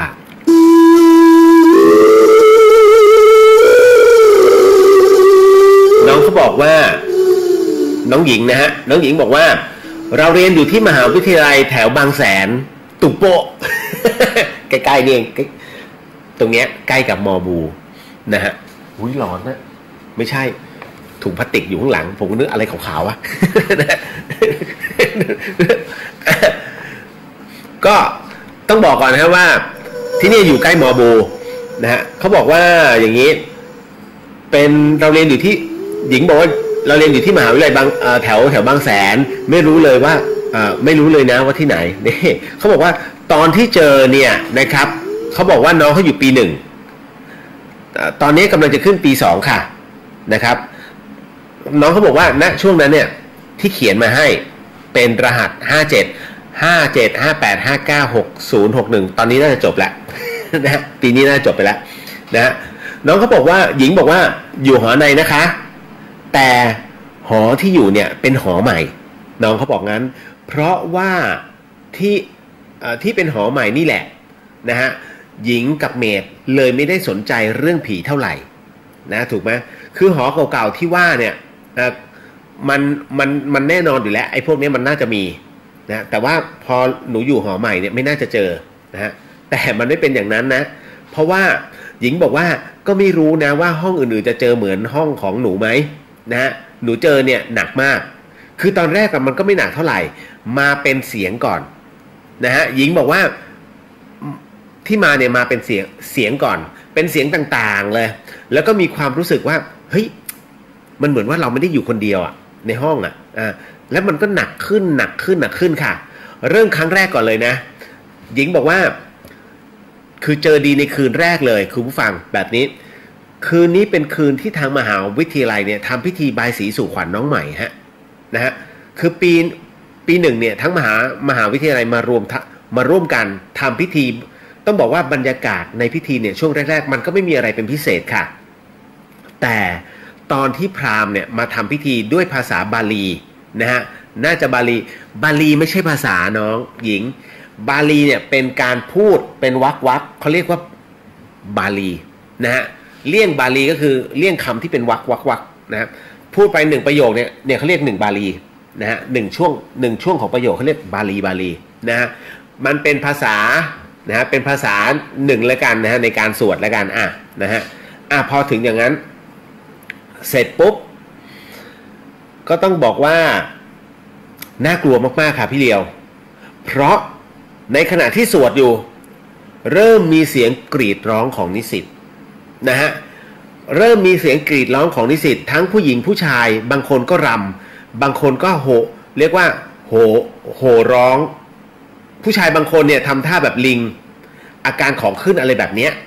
พี่ๆที่อยู่ในสนามก็พยายามบอกน้องๆว่าอย่าหันไปมองไม่มีอะไรไม่จริงอ่ะมึงห้ามไม่ได้หรอกน้องๆมันเกิดเหตุการณ์รุ่นพี่ยังมองเลยนะฮะของมันนะเขากำลังจะยิงกันตายอย่าหันไปมองจะรู้ไหมเนี่ยกระสุนจะมาโดนกูไหมนะฮะมันก็ต้องมองทุกคนแหละเนี่ยเขาเรียกเด็กปกครองเด็กมองไม่กว้าง แต่ไม่ว่ากันพอถึงตรงนี้น้องเขาบอกว่าพอถึงตรงเนี้ยหญิงบอกว่าอยู่ได้สักพักหนึ่งรู้สึกว่ามันไม่ไหวค่ะมันไม่ไหวครับพี่ไม่ได้ของขึ้นนะคะพี่เลียวคือมันอึดอัดมากๆนะคล้ายๆกับจะเป็นลมพี่ๆก็พาหญิงเนี่ยออกไปข้างนอกพาไปอยู่ในโรงยิมซึ่งตอนเนี้ยต้องบอกว่ามีแต่เด็กที่ของขึ้นเต็มไปหมดเลยพี่เขาก็ถามตลอดว่าน้องเป็นอะไรใจเย็นๆคือถามว่าน้องอะของขึ้นหรือเปล่า ของกูไม่ขึ้นอารมณ์กลัวขึ้น นะฮะเขาบอกอย่างนี้เป็นอะไรใจเย็นๆไปเย็นน้องนะฮะไม่มีอะไรหรอกนะคือพี่เขาคิดว่าหนูของขึ้นพี่เลียวนะฮะหญิงบอกว่าหญิงก็บอกพี่ไปว่าไม่ใช่หนูคือหนูว่ามึนหัวเฉยๆค่ะนะฮะในนั้นน่ากลัวอยู่คือมีแต่ผู้ชายทั้งนั้นเลยแล้วผู้ชายคนนึงเนี่ยเดินท่าฤาษีพออาการดีขึ้นพี่เขาจะพากลับไปทำพิธีต่อและเรื่องเนี่ยมันมาเจอดีนะฮะก็คืออยู่ตรงที่พอเสร็จพิธีบายสีค่ะพี่เลียวน้องเขาบอกหญิงบอกว่าพอเสร็จพิธีบายสีก็ประมาณน่าจะเกือบ5 ทุ่มมันก็มีคอนเสิร์ตต่อแต่เอกที่หญิงเรียนอยู่คือเอกที่หนูเรียนอยู่นะคือพี่ๆเนี่ยเขาก็นัดไปคุยกันจนเวลาเกือบจะเที่ยงคืนพี่ๆก็ปล่อยกลับหอหนูก็เลยกลับหอพอไปถึงห้องเนี่ยเมดของหนูก็อยู่กันครบแล้วนะฮะนอนแล้วคนหนึ่งเราก็นั่งคุยกันนั่นแหละเมด2 คนที่ยังไม่นอนเนี่ยก็เรียกว่าคุยกันไปเรื่อยๆคุยกันอยู่ตรงหน้าประตูนั่นแหละสักพักหนึ่งค่ะพี่เลียวหญิงบอกว่าสักพักหนึ่งเขาบอกว่าที่ห้องเนี่ยนะก็ตื่นขึ้นมานะเขาบอกคือจริงเขาบอกว่าสักพักที่นอนเนี่ยที่นอนอยู่เนี่ยคนที่นอนอยู่เนี่ยตื่นขึ้นมาแล้วก็พูดประมาณว่าแกพาใครมาด้วยป่ะหญิงก็บอกว่าเราก็เฮ้ยก็เลยบอกว่าเฮ้ยเปล่าเรามาคนเดียวทำไมหรอสิ่งที่เพื่อนตอบมาเนี่ยทำให้ตัวหนูเองกับเมดอีก2 คนเนี่ยหันมามองหน้ากันเลยเพราะซึ่งเพิ่งตื่นมานะคุณผู้ฟังเขาบอกเลยฮะว่าซึ่งเพิ่งตื่นมาเนี่ยเขาบอกว่าเขาได้ยินเสียงอีกคนหนึ่งเราก็เฮ้ยบ้าไปแล้วไม่มี เรามาคนเดียวแล้วก็ขำๆกันอยู่สักพักหนึ่งปรากฏว่าเอก็เลยบอกว่าเมื่อกี้เปิดไลน์เพื่อนกระจายข่าวกันมาว่าให้เขียนติดประตูว่าห้องนี้เต็มแล้วอุ้ยขนลุกอ่ะโอ้โหขนลุกเลยเขาบอกว่าให้เขียนไว้ที่หน้าห้องว่าห้องนี้เต็มแล้วนะฮะจะรอช้าทำไมในเมื่อเพื่อนพูดแบบนั้นติดสิคะรีบเขียนเลยรีบเขียนกระดาษติดประตูไว้ห้องนี้เต็มแล้วห้องบางห้องในชั้นเราก็ติดแต่บางห้องก็ไม่ติดอาจจะแบบว่าเพราะมันเป็นหอใหม่มั้งก็จะติดทำไมอ่ะมันไม่น่ามีหรอกนะฮะแต่หญิงบอกว่าแต่หนูว่าติดค่ะคืนแรกยังไม่ค่อยเท่าไหร่พี่เลียวแต่หลังๆเนี่ยสุดๆไปเลยนะฮะคือที่ห้องหนูเนี่ยมี4คนเจ้าจะใช้ชื่อย่อว่า ABC นะฮะ ABC และกันส่วนตัวหญิงก็จะเอาเป็นดีก็แล้วแต่นะฮะใช้คำว่าดีแล้วกันเป็นตัวแทนของหญิงคือขออธิบายก่อนน้องเขาบอกว่าขออธิบายหอที่น้องอยู่ก่อนนะคะคือห้องนึงเนี่ยนอนกัน4คนแบ่งฝั่งละ2คนนะมีตู้สีน้ำตาลเข้มๆใหญ่ๆใหญ่มากๆยาวๆเนี่ยกั้นตรงกลางห้องไว้ประตูห้องน้ำอยู่ตรงระเบียงนะฮะอยู่ตรงระเบียงเตียงนอนนะเขาบอกว่าหัวชนกันแต่จะมีปูนกั้นระหว่าง2เตียงนะคะพอจะนึกออกใช่ไหมโอเคนึกออกเดี๋ยวมันมีเด็กมอบูเนี่ยมาช่วยแล้วเขานอนที่หอนะเดี๋ยวผมจะถามก่อนว่าเฮ้ยน้องที่หอน้องเนี่ยมันเป็นอย่างนี้หรือเปล่า นะฮะเขาบอกว่าคราวนี้อันนี้เรื่องแรกเนี่ยผ่านไปเรื่องที่2ที่เขาเจอนะที่หอเนี่ยบอกงี้เลยว่าอันเนี้ยหญิงเจอเองค่ะมันเป็นอะไรที่เรียกว่า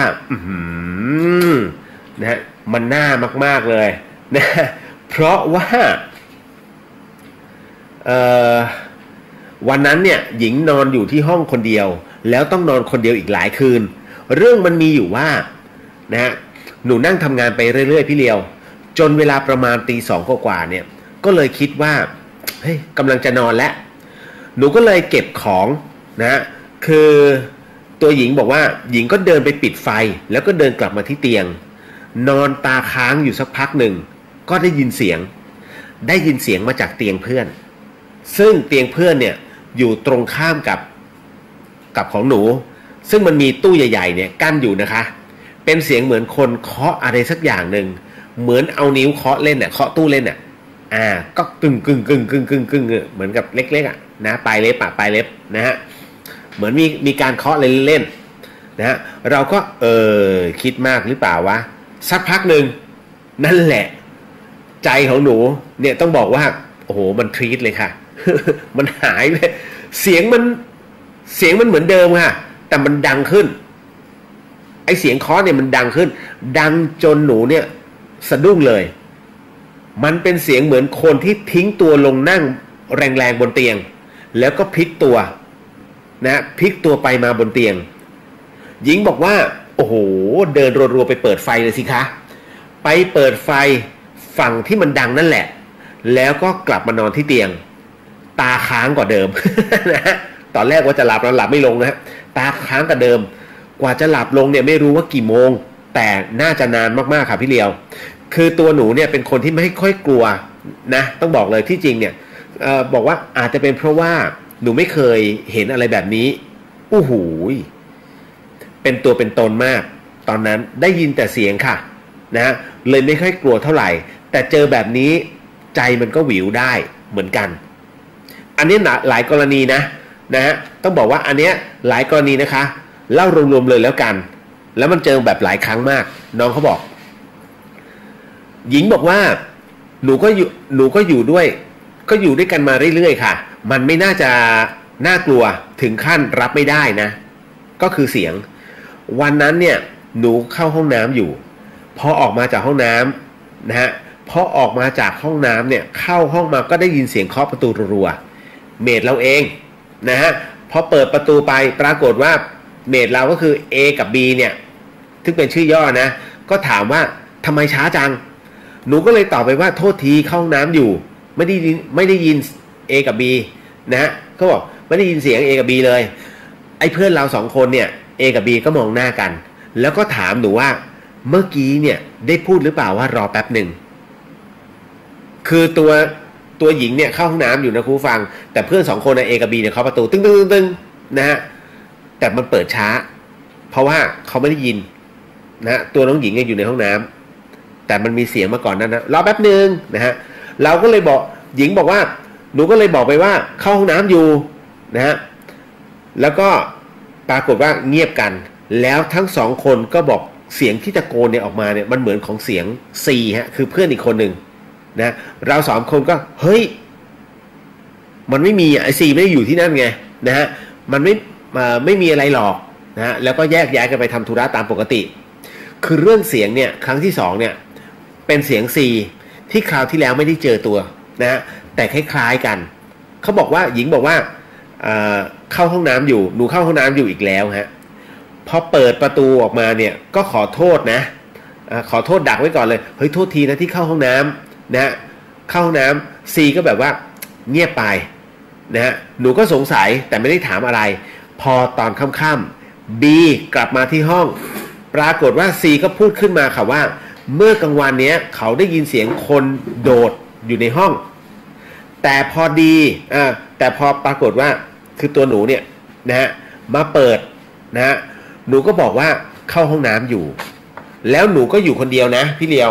นะฮะเราถึงบางอ้อเลยถึงว่าทำไมครั้งนี้เนี่ยหนูก็แบบทำไงอ่ะเพราะว่าถ้านับจริงๆแล้วก็เจอหลายครั้งนะตั้งแต่เรื่องเสียงเรื่องเตียงลั่นนะฮะที่หนูเจอเนี่ยแบบเต็มๆก็มีเรื่องเสียงอ่ะซึ่งหลายๆครั้งเนี่ยมากๆหนักสุดก็เป็นเรื่องต่อไปนี้ฮะก็คือเรื่องใครเปิดไฟฮะคุณผู้ฟังเรื่องตรงนี้ต้องบอกว่าพีคมากน้องเขาบอกนะครับ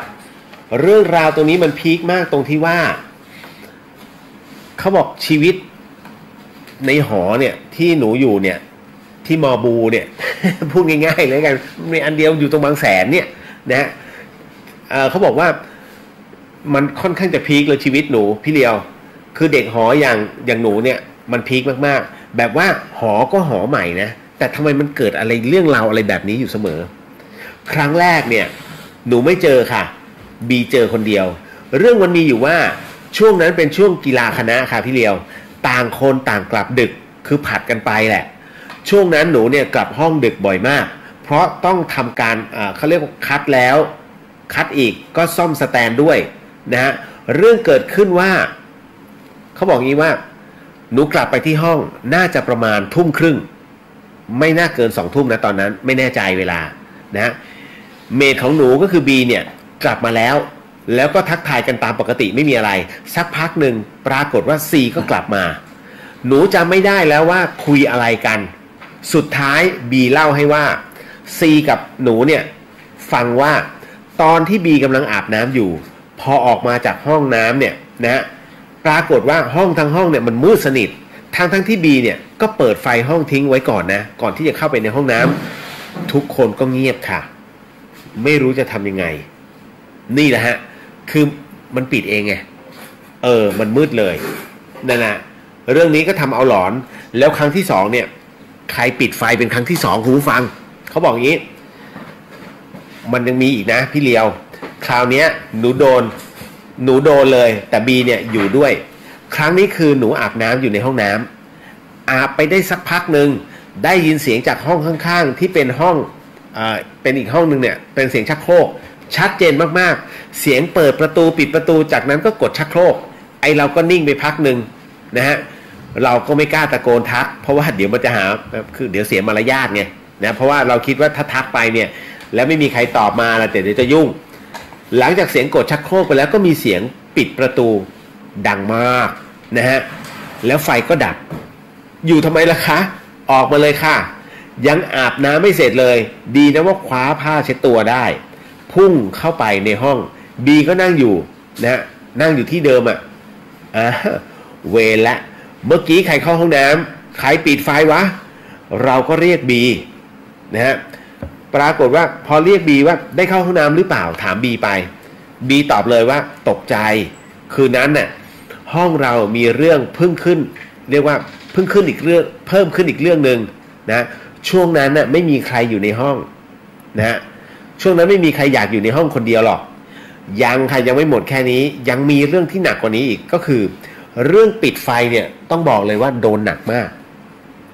เราโดนหนักๆนะอีกทีนึงก็คือตอนที่อยู่คนเดียวค่ะพี่เลียวหญิงบอกว่าจำได้แม่นมากๆวันศุกร์ที่13พอดีนะเมดกลับบ้านหมดหนูอยู่คนเดียวเรื่องก็คือหนูเปิดไฟในห้องฝั่งขวาไว้ส่วนตัวหนูนอนฝั่งซ้ายคือไม่ชอบเปิดไฟฝั่งตัวเองเพราะมันจ้าไปหนูก็นั่งทำงานไปเรื่อยๆค่ะแล้วก็เปิดโน้ตบุ๊กดูการ์ตูนไปด้วยนั่งทำงานอยู่ประมาณตี 2นะก็เริ่มง่วงแล้วคิดว่าจะนอนแล้วล่ะกำลังว่าจะปิดไฟนะฮะปรากฏว่าไม่ต้องปิดแล้วจ้าเสียงมันดังแอ๊กไฟดับพรึบเราก็ตกใจอ่ะแต่ก็ไม่ได้โวยวายอะไรแค่สะดุ้งกำลังจะเดินไปเปิดไฟแต่เตียงฮะเตียงเดิมที่เคยเล่าไว้ว่าเตียงเดิมที่มันสั่นๆน่ะมันดังอีกแล้วเหมือนเดิมเลยคือเหมือนแบบมีคนล้มตัวลงนอนแรงๆค่ะพอเลยค่ะจะอยู่ทำไมล่ะก็วิ่งไปที่ประตูพอเปิดประตูมันก็มีแสงจากทางเดินข้างนอกเนี่ยเข้ามาในห้องนะเขาบอกงี้ครับว่าพอมันมีแสงเข้ามาในห้องเนี่ยก็ไม่มีคนแต่เราเห็นค่ะคือในห้องเนี่ยมันไม่มีคนแล้วนะแต่เห็นค่ะเห็นก่อนออกจากห้องไม่รู้เพราะว่าความฟุ้งซ่านก่อนหน้านี้ด้วยหรือเปล่าแต่มันเป็นเหมือนเงาหัวมันเป็นเงาหัวคนชะโงกหัวออกมาจากแถวห้องน้ำข้างนอกอ่ะ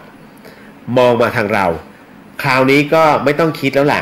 ปิดประตูห้องแล้วก็ลงไปอยู่ห้องโถงใต้หอเลยอยู่จนเช้าค่อยขึ้นไปบนห้องนะฮะคืนนั้นแย่สุดๆเพราะว่าหนูอยู่คนเดียวจึงไม่ค่อยกลัวผีหรอกนะหรือเปล่าก็ไม่รู้เจอแบบรัวๆแบบนี้ก็ไม่ไหวหลังจากนั้นทุกคนในห้องเนี่ยน่าจะไม่ไหวนะ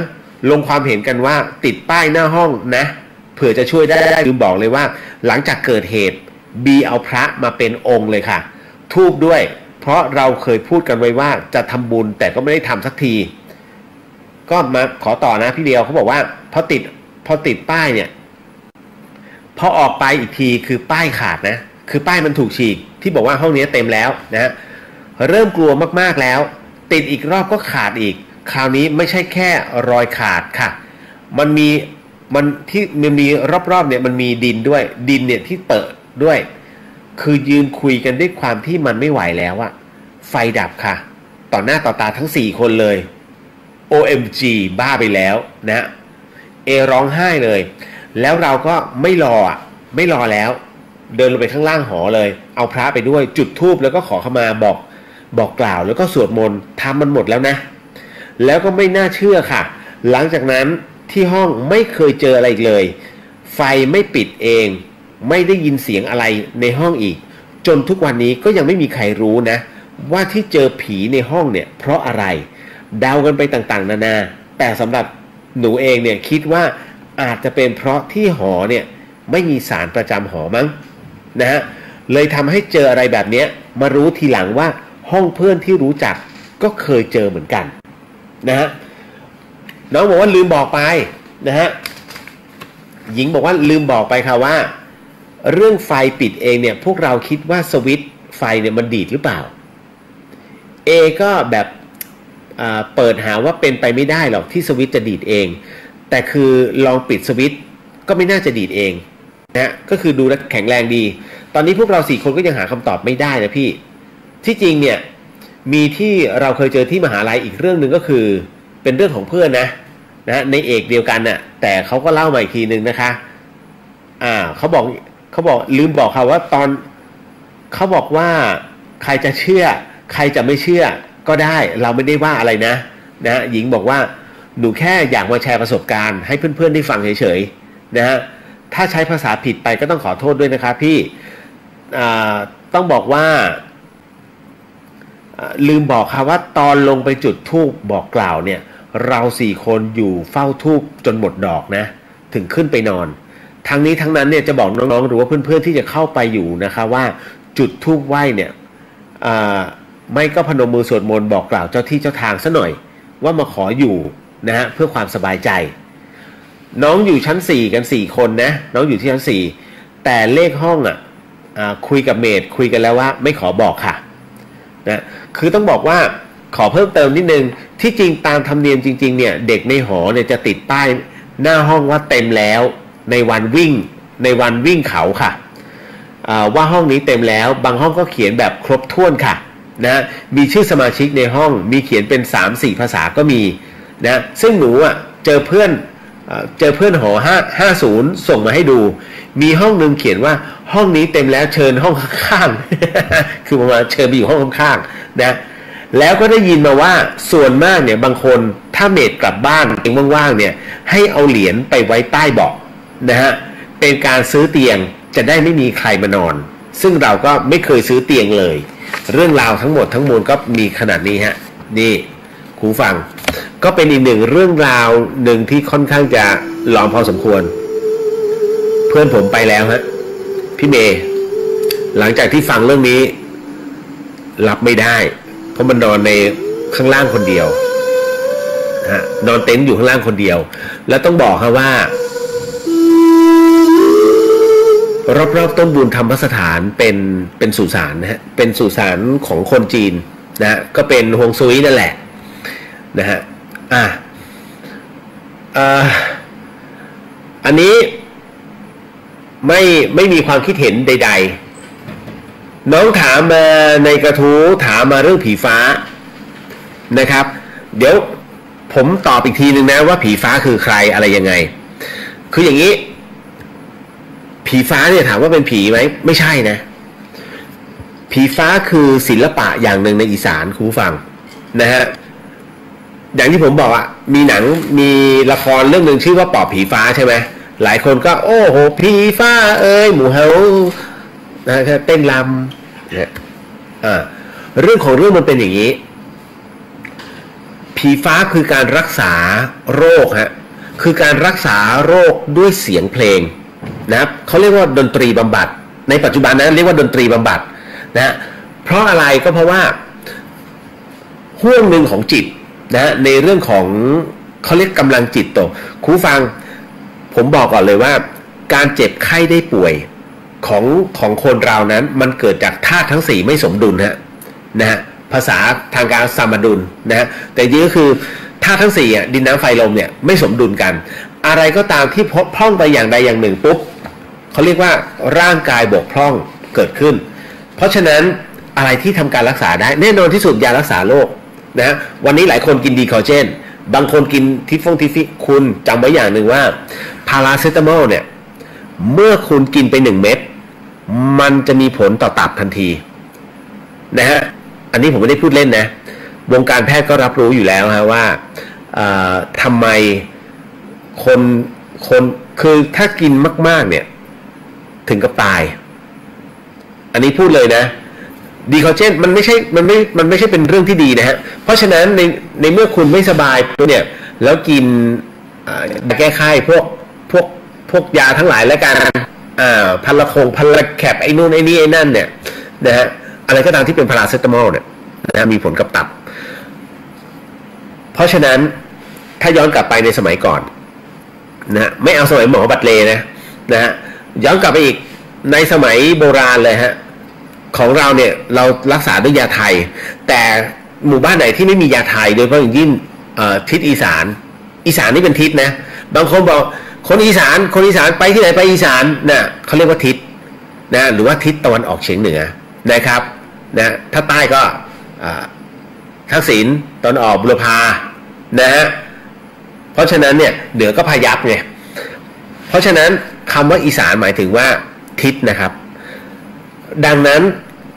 ตอนที่คนเราเนี่ยในหมู่บ้านในสมัยก่อนเนี่ยมีอาการในเรื่องของเป็นไข้เป็นโรคเขาไม่มีหมอพอไม่มีหมอเสร็จปุ๊บเนี่ยเขาก็จะมีทางเขาเรียกว่าศาสตร์แห่งพูดผีวิญญาณแล้วกันดังนั้นจึงเกิดกำเนิดดนตรีบำบัดขึ้นเขาเรียกว่ารำผีฟ้คนที่รำเนี่ยเป็นผู้ชายนะคุณไม่ใช่ผู้หญิงนะบางคนคิดต้องเป็นผีฟ้าเป็นผู้ไม่ใช่คนที่รำเนี่ยเป็นผู้ชาย แล้วดนตรีที่ประกอบชิ้นสำคัญที่สุดคือแคนฮะเพราะฉะนั้นการรำผีฟ้าคือการรำเพื่อการรักษานะเป็นการรักษาโรคนะในสมัยโบราณของอีสานก็คือดนตรีบำบัดคนที่กำลังป่วยอยู่เนี่ยเขาก็หลับอยู่ใช่ไหมพอหลับเสร็จปุ๊บพอดนตรีมานะมันไม่มีเลยหรอกโอ้ยฟื้นขึ้นมาแล้วดิ้นตามแคนไม่ใช่ฮะอันนั้นแหกตากรณีตรงนี้เนี่ยก็คือเมื่อเขาเป่าแคนเสร็จปุ๊บหูเนี่ยผมบอกเสมอว่าคนที่ตายเนี่ยฮะจิตสุดท้ายที่จะดับคือหูนะครับเพราะฉะนั้นเมื่อจิตสุดท้ายจะดับคือหูแน่นอนที่สุดเขาจึงเป่าแคนเสียงแคนจะเป็นการรวมจิตเพราะว่าคนที่เรียกว่านอนอยู่เป็นคือผู้ป่วยเนี่ยเขาไม่มีแรงหรอกตาก็ต้องหลับนะฮะเพื่อที่จะรักษาอาการตัวนี้หูเขาจะได้ยินเสียงนะเสียงแคนดังนั้นจิตมันจึงรวมเป็นหนึ่งในขณะเดียวกันทำไมจึงรวมเป็นหนึ่งไม่ใช่อยู่ๆอยากเป่าก็เป่านะแคนไม่ใช่นะมันจะมีห่วงทำนองเพลงที่เขาใช้ในการรวมจิตซึ่งผีฟ้าตอนนี้เหลืออยู่3คณะเหลือ3ที่ฮะนะครับนี่คือรำผีฟ้านะเพราะฉะนั้นในเรื่องของการรำผีฟ้าเนี่ยต้องบอกว่ามันคือการรักษาคนนะครับดังนั้นบทเพลงที่ใช้เป็นบทเพลงที่เขามีกันสืบทอดกันมาและเป็นการรวมจิตนะตรงนี้ครูฟังนะผมถึงได้บอกว่าเนี่ยนี่คือการรำผีฟ้าคือการรักษาโรคไม่ใช่ต้องเชือดเลือดโอ้ยไม่ใช่ครับมันไม่ใช่ปอบอันนั้นคือสร้างขึ้นมาเฉยๆนะหรือภาษาแพทย์เรียกว่าดนตรีบำบัดนั่นเองนะฮะอันนี้ก็คือในส่วนของรำผีฟ้านะเดี๋ยวหลายคนจะสงสัยหรือว่างงๆนะฮะผมไปทำสัมพันธ์อย่างต่อเนื่องเพราะว่าวันที่10วันที่11ที่ชลบุรีนะครับก็จุลกฐินขอเชิญแล้วกันนะครับที่ต้นบุญธรรมสถานนะฮะแล้วก็วันที่8 9 10เดือนหน้าอิ่มบุญอุ่นกายน้องนะครับกับเรื่องราวแบบนี้โครงการแบบนี้มาถึงเรื่องราวต่อไปผีนะครับเรื่องราวแห่งตายทั้งกลมนี่เลยมาคุณผู้ฟังครับขออนุญาตเข้าสู่ในช่วงของจิงเกิลนิดนึงแล้วเดี๋ยวก็กลับมาพบกับเรื่องราวเรื่องเล่าในเดอะเฮียนครับ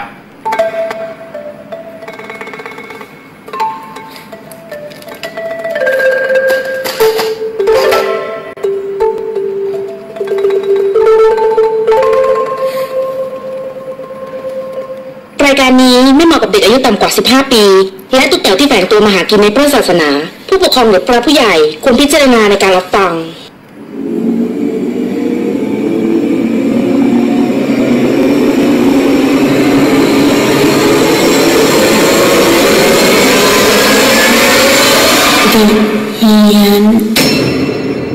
มาเข้าสู่ในช่วงของ The เฮียน FM 104.50 MHz นะฮะจังหวัดเชียงใหม่รวมถึง 92.0 FM พัทยาฮะคุณผู้ฟังครับสิ่งที่คุณผู้ฟังกำลังจะได้ยินได้ฟังเรื่องราวผมต่อไปนี้นั้นอย่าเชื่อนะฮะฟังหูไว้หูแล้วก็ใช้วิจารณญาณทุกครั้งในฟังเรื่องราวประเภทนี้ข้อสำคัญอยากให้คุณผู้ฟังได้ฟังเป็นนิยายฮะสนับสนุนเรื่องราวหลอนๆแบบนี้โดยนาอีเซรั่มแชมพูฮะแชมพูที่ลดอาการหลุดร่วงของเส้นผมแล้วก็เป็นชีวาโลมนะฮะเป็นน้ำมันสปานะครับก็ใครสนใจก็เดี๋ยวค่อยว่ากันอีกทีแล้วก็ซานออโต้เซ็นเตอร์ครับเป็นรถยนต์มือ2พัทยาเหนือครับขออนุญาตทักทายน้องๆก่อนนะฮะใน YouTube นะครับซัมพอนะฮะสวัสดีคุณเลียวสวัสดีครับผมนะฮะแบงค์สวัสดีครับผมนะฮะแล้วก็โน้ตสวัสดีครับพี่เลียวสวัสดีฮะไม่สามารถจะตอบโต้ได้นะตอนนี้เดี๋ยวค่อยว่ากัน เอาละคุณฟังครับเรื่องที่ผมกำลังจะเล่าต่อไปนี้นั้นเนี่ยต้องบอกว่ามันเป็นเรื่องเฮี้ยนๆที่มันเป็นข่าว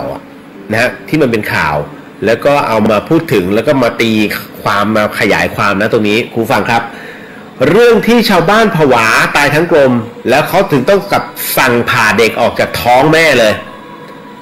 สั่งผ่าเด็กมาก่อนนะเพื่อที่ต้องเผานะครับคุณฟังครับ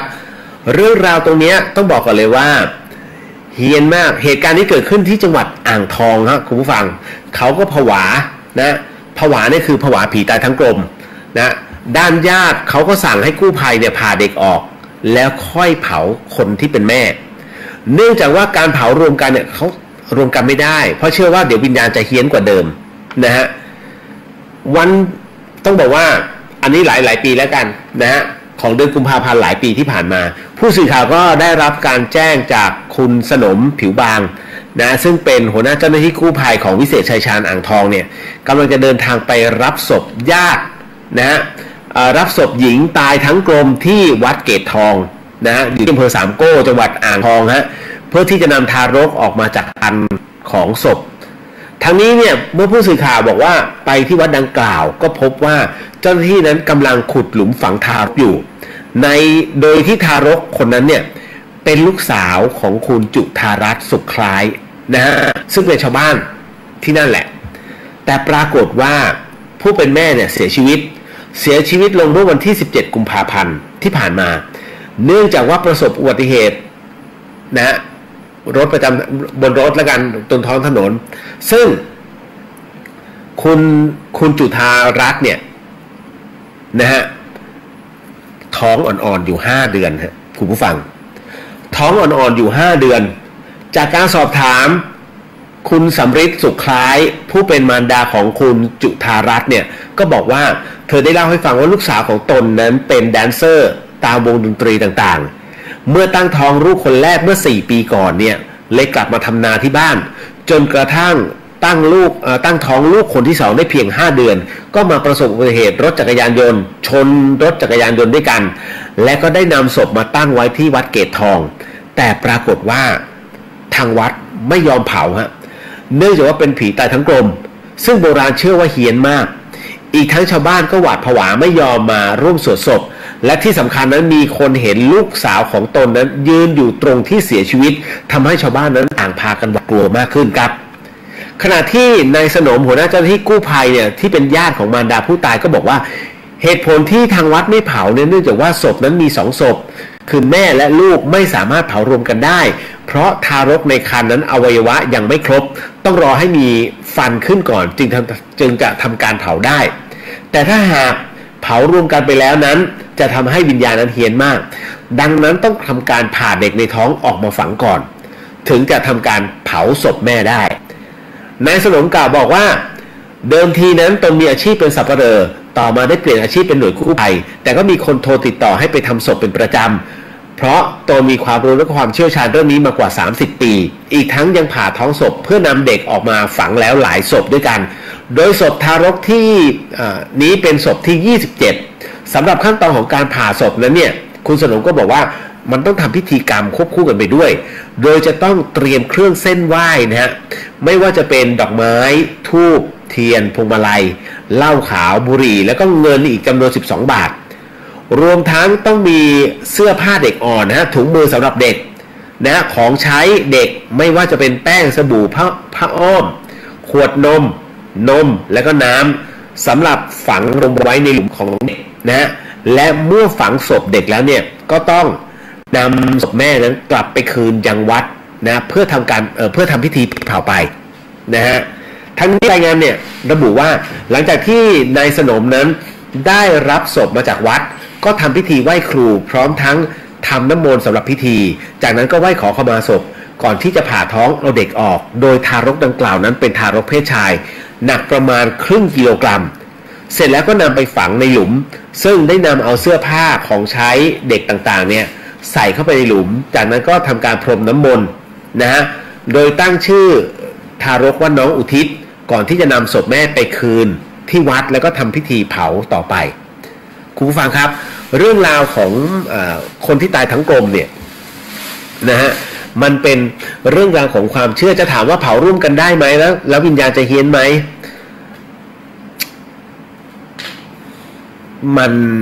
มันขึ้นอยู่กับตัวจิตนะฮะผมบอกแล้วว่าวิญญาณจะสู่สุคติไม่หรือว่าจะไปเป็นสุขหรือไม่เป็นสุขเนี่ยขึ้นอยู่กับจิตสุดท้ายของคนเรานะฮะถ้าจิตสุดท้ายคนเรานั้นนะมีความเป็นกุศลเกิดขึ้นต่อให้ตายทั้งกลมก็ไม่ได้เฮี้ยนฮะ ราะว่ามันเป็นเหตุสุดวิสัยเขาเรียกว่ามันโดนลิขิตมาแล้วว่าต้องตายอ่ะเพราะฉะนั้นการดำเนินชีวิตของคนเราอย่างที่ผมบอกนะ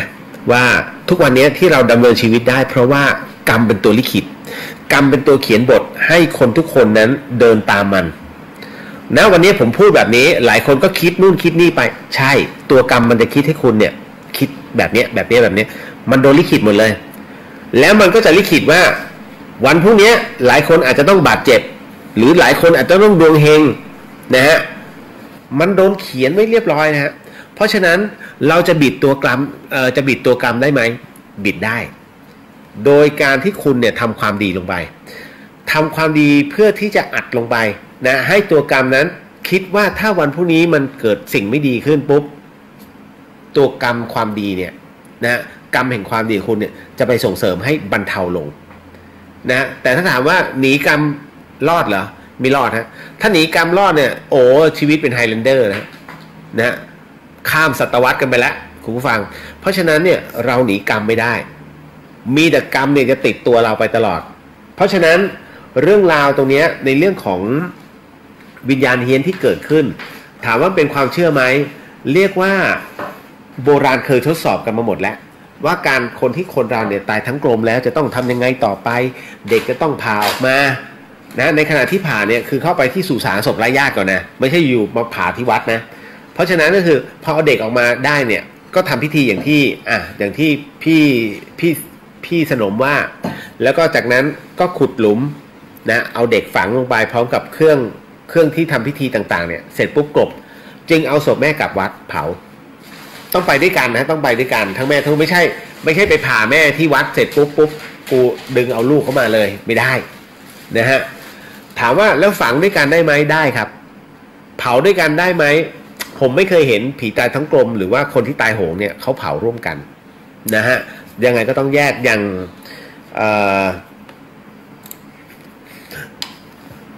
เห็นเรื่องของสะพานรักข้ามสะพานรักสารสินเนี่ยคุณที่เกิดขึ้นที่ผมเล่าให้ฟังอะว่าท้ายที่สุดแล้วระหว่างคนขับสำล้อกับครูซึ่งรักกันแต่พ่อแม่กีดกันแล้วเขารักกันมาตั้งแต่สมัยวัยรุ่นแล้วตั้งแต่เด็กแล้วก็เอาผ้าขาวม้าคาดตัวทั้งคู่เลยเพื่อที่เราจะไปอยู่ในปรโลกพร้อมกันไปรักกันอีกช่วงนิรันดร์แล้วกระโดดลงทะเลลงไปที่สะพานสารสินระหว่างภูเก็ตกับพังงาคุณฟังท้ายที่สุดแล้วเขาก็ไม่ให้แยกกันนะแต่ตอนที่บรรจุโลงเนี่ยนะฮะเขาก็ไม่บรรจุร่วมกันคนละโลงแต่ตั้งคู่กันนะฮะโดยมีสายแพรเนี่ยนะครับโยงมาที่คนทั้งสองนะแล้วก็ไปสู่การเขาเรียกว่าตรงที่พระสวดเนี่ยหน้าพระนะฮะโยงไปตรงนั้นเพื่อรับในส่วนของการทำบางสกุลนะฮะณตรงนี้เลยเพราะฉะนั้นเนี่ยแล้วถามว่าคนที่คิดแบบนั้นผมบอกเลยเรื่องนี้หลายคนที่จะคิดตายพร้อมกันนะฮะผมบอกน้องๆนะถ้าคุณคิดว่าจะตายพร้อมกันโดยที่วาดหวังว่าในปรภพคุณจะอยู่ด้วยกันคุณคิดผิดฮะไม่ใช่นะณวันนี้เกิดเนี่ยถามว่าคุณเกิดกับแฟนคุณเวลาเดียวกันไหมวินาทีเดียวกันไหมนะฮะไม่มีนะน้อยมากๆฟุกจริงๆเนี่ยซึ่งมันแทบจะไม่มีเวลาตายเช่นกันเวลาตายเนี่ยมันไม่มีใครตายก่อนขออภัยมันไม่มีใครตายพร้อมกันจริงๆมันแค่การขาดใจเนี่ยมันห่างกันช่วงวินาทีเสี้ยววินาทีขนาดวิ่งมันวินาทีเดียวกันมันยังดูเสี้ยววินาทีเลยแล้วก็มีย่อยลงไปของเสี้ยวเนี่ยนะฮะเพราะฉะนั้นเวลาตายเนี่ยครูฟังจึงบอกเลยว่าแม้จะอยู่ด้วยกันตายด้วยกันเอายาฆ่าแมลงให้มันกินเสร็จปุ๊บการขาดใจไม่เท่ากันที่สำคัญบุญไม่เท่ากันฮะทำไมจึงตอบว่าบุญไม่เท่ากันแน่นอนอีกคนนึงคือรักกันปานจะกลืนกินแต่กูทำบุญน่าดูเลยอีกคนนึงชั่วตลอดเลยเพราะฉะนั้นคนที่ทำบุญอยู่ตลอดกับอีกคนนึงชั่วมาตลอดผมถามว่าระยะบุญเนี่ยอีกหนึ่งอันเนี่ยมันจะเท่ากันไหมมันไม่เท่ากันนะเพราะฉะนั้นคุณจะบอกว่าในปรโลกคุณจะไปใช้ชีวิตด้วยกันผิดแล้วครับ เพราะฉะนั้นคนที่ทำบาปแน่นอนที่สุดครับวิถีจิตแต่ละคนเนี่ยวิถีจิตในพระอภิธรรมของคนเราเนี่ยมันมี7 ดวงด้วยกันมันจะหมุนไปตามกงล้อแห่งกรรม1 วิถีจิตเท่านั้นที่จะต้องรับตัวเคราะห์ตรงนั้นนะฮะในขณะที่ผู้หญิงนะผู้หญิงเนี่ยเป็นครูอาจจะทำดีมาตลอดเลยนะสุดท้ายนะฮะผู้หญิงเกิดก่อนผู้ชายยังรับกรรมอยู่นี่คือผมอธิบายให้ฟังแล้วความสุขที่คิดว่ารักกันในปรโลกอยู่ตรงไหนไม่ใช่ฮะเพราะฉะนั้นแม้ตายด้วยกันก็จริงเขาเรียกหนีจากโลกใบนี้เพื่อไปทุกข์อีก1 โลกไม่คุ้มฮะอยู่ให้รับสภาพตัวกรรมอย่างสมมุติว่าณวันนี้รักกันอยู่เลิกกันแต่มันมีความห่วงหาอาทรซึ่งกันและกันแต่มันกลับมาไม่ได้มันกลัวเสียฟอร์มอะไรประมาณนี้มันก็มีความรู้สึกว่าโอ้งั้นไปฆ่ามันดีกว่าแล้วเราฆ่าตัวตายท้ายสุดมันไม่ใช่ฮะท้ายที่สุดแล้วตัวคุณกรรมหนักสุดเป็นคนกระทำแต่ถ้าสมมติยอมรับสภาพเลิกก็คือเลิกวะเราคิดถึงเขาก็จริงเขาก็ต้องคิดถึงเราท้ายสุดยอมรับกันไปท้ายสุดแล้วเดี๋ยวช่วงเวลามันจะรักษากรรมตัวนี้คือห่างไปมันโดนชดใช้ด้วยความคิดถึงไปแล้วเพราะฉะนั้นตัวนี้คุณไม่ต้องไปรับกรรมเพราะผมถึงได้บอกว่าอย่าคิดการฆ่าตัวตายด้วยการที่ตายพร้อมๆกันเพราะตัวกรรมคุณสร้างมาไม่เหมือนกันระหว่างคุณจะไปเจอเขาเนี่ยซึ่งเป็นคู่แท้เนี่ยคุณทำอะไรมามั่งกรรมดีทำเปล่าครับหรือว่าชั่วมากกว่านะฮะเหมือนกันผมเนี่ยชั่วมาก่อนเพราะฉะนั้นกรรมดีผมเพิ่งมาจะไฟติ้งมา10 ปีเองนะฮะที่เหลือที่ผ่านมาอีกหลายๆปีที่ผมเกิดมาโอ้ชั่วมากกว่าดีนะเพราะฉะนั้นผมนี้บอกพี่เลี้ยงไม่ใช่คนดีฮะนะครับอันนี้บอกไว้ก่อนเอาล่ะคุณผู้ฟังก็เป็นเรื่องราวที่เกิดขึ้นเดี๋ยวช่วงวันเสาร์ฮะเดี๋ยววันเสาร์เจอชุดใหญ่นะครับก็เราถ่ายทอดทางสถานีวิทยุ FM 104.50 เมกะเฮิรตซ์นะฮะแต่ว่าทางพัทยาก็ดูได้ทางเน็ตแล้วกันก็จะเป็นการบรรยายในเรื่องของพิธีจุลกฐินแล้วเรื่องราวหลอนๆก็เกิดขึ้นเช่นกันนะคุณผู้ฟังคือภาคพี่เมย์เนี่ยนะเป็นคนที่โดนกรรมสะท้อนหนักมากชีวิตผมไม่ได้โชว์ตัวเขาแต่ว่าเดี๋ยวจะให้เขามาพูดถึงกรรมที่เขาเคยโดนฮะเพราะเขาสมัยเด็กๆเป็นคนที่ถอดเกล็ดปลาเล่นเห็นไหมเด็กๆใครมือบอลบ้างจิ้งจกอยู่ในรูปุ๊บกูจุดประทัดหยอดตุ่มเละพี่เมย์เหมือนกันฮะอันนี้เขากรุงเทพมันน้ำท่วมบ่อยแล้วปลามันหลุดมาเขาจัดการขอดเกล็ดปลาทีละตัวแล้วโยนทิ้งขอดโยนทิ้งนะวันนี้กรรมของการขอดเกล็ดปลาถึงตัวเขาแล้วนะฮะเพราะฉะนั้นถึงตัวเขาแบบไหนและตัวเขาเป็นรูปแบบไหนยังไงนะฮะผมจะให้ตัวพี่เขาเนี่ยเล่าให้ฟังในวันนั้นเลยนะอันนี้ก็บอกไว้ก่อนนะครับว่ามันเป็นเรื่องราวแบบนี้จริงกรรมเนี่ยให้ความยุติธรรมเสมอนะมันไม่ใช่ว่าใครก็ตามที่แบบเฮ้ยมันทำแล้วไม่ต้องรับกรรมไม่มีฮะในโลกนี้คุณหาไม่เจอแน่ๆอีกกี่วันเดี๋ยวพรุ่งนี้พี่ละออเดินทางใช่ไหมมาถึงนี่น่าจะค่ำๆนะครับไม่เป็นไรก็เจอกันก็พรุ่งนี้อาจจะจัดสดที่ต้นบุญด้วยเดี๋ยวผมอาจจะมาแจมด้วยแล้ววันศุกร์ต่อเนื่องเสาร์ต่อเนื่องหลอนยาวเจอกันฮะคุณฟังครับ FM 104.50นะครับวันนี้หมดเวลาแล้วฮะขออนุญาตแล้วกันนะครับเพราะว่าคุณแม่ปล่อยคุณแม่อยู่ในห้องคนเดียวเดี๋ยวโดนสมาคมกุ๊กูสิ่งหนึ่งสิก็ขออุทิศบุญนะในวันนี้ให้กับผู้ที่เกี่ยวข้องในทุกๆเรื่องนะครับแล้วก็พบกันใหม่กับเรื่องราวดีๆแบบนี้ฮะสำหรับค่ำคืนนี้ลาคุณผู้ฟังไปก่อนฮะสำหรับค่ำคืนนี้ราตรีสวัสดิ์นะครับพี่น้องชาวเชียงใหม่และชาวชลบุรีกับเดอะเฮียนครับคุณผู้ฟังครับบ๊ายบาย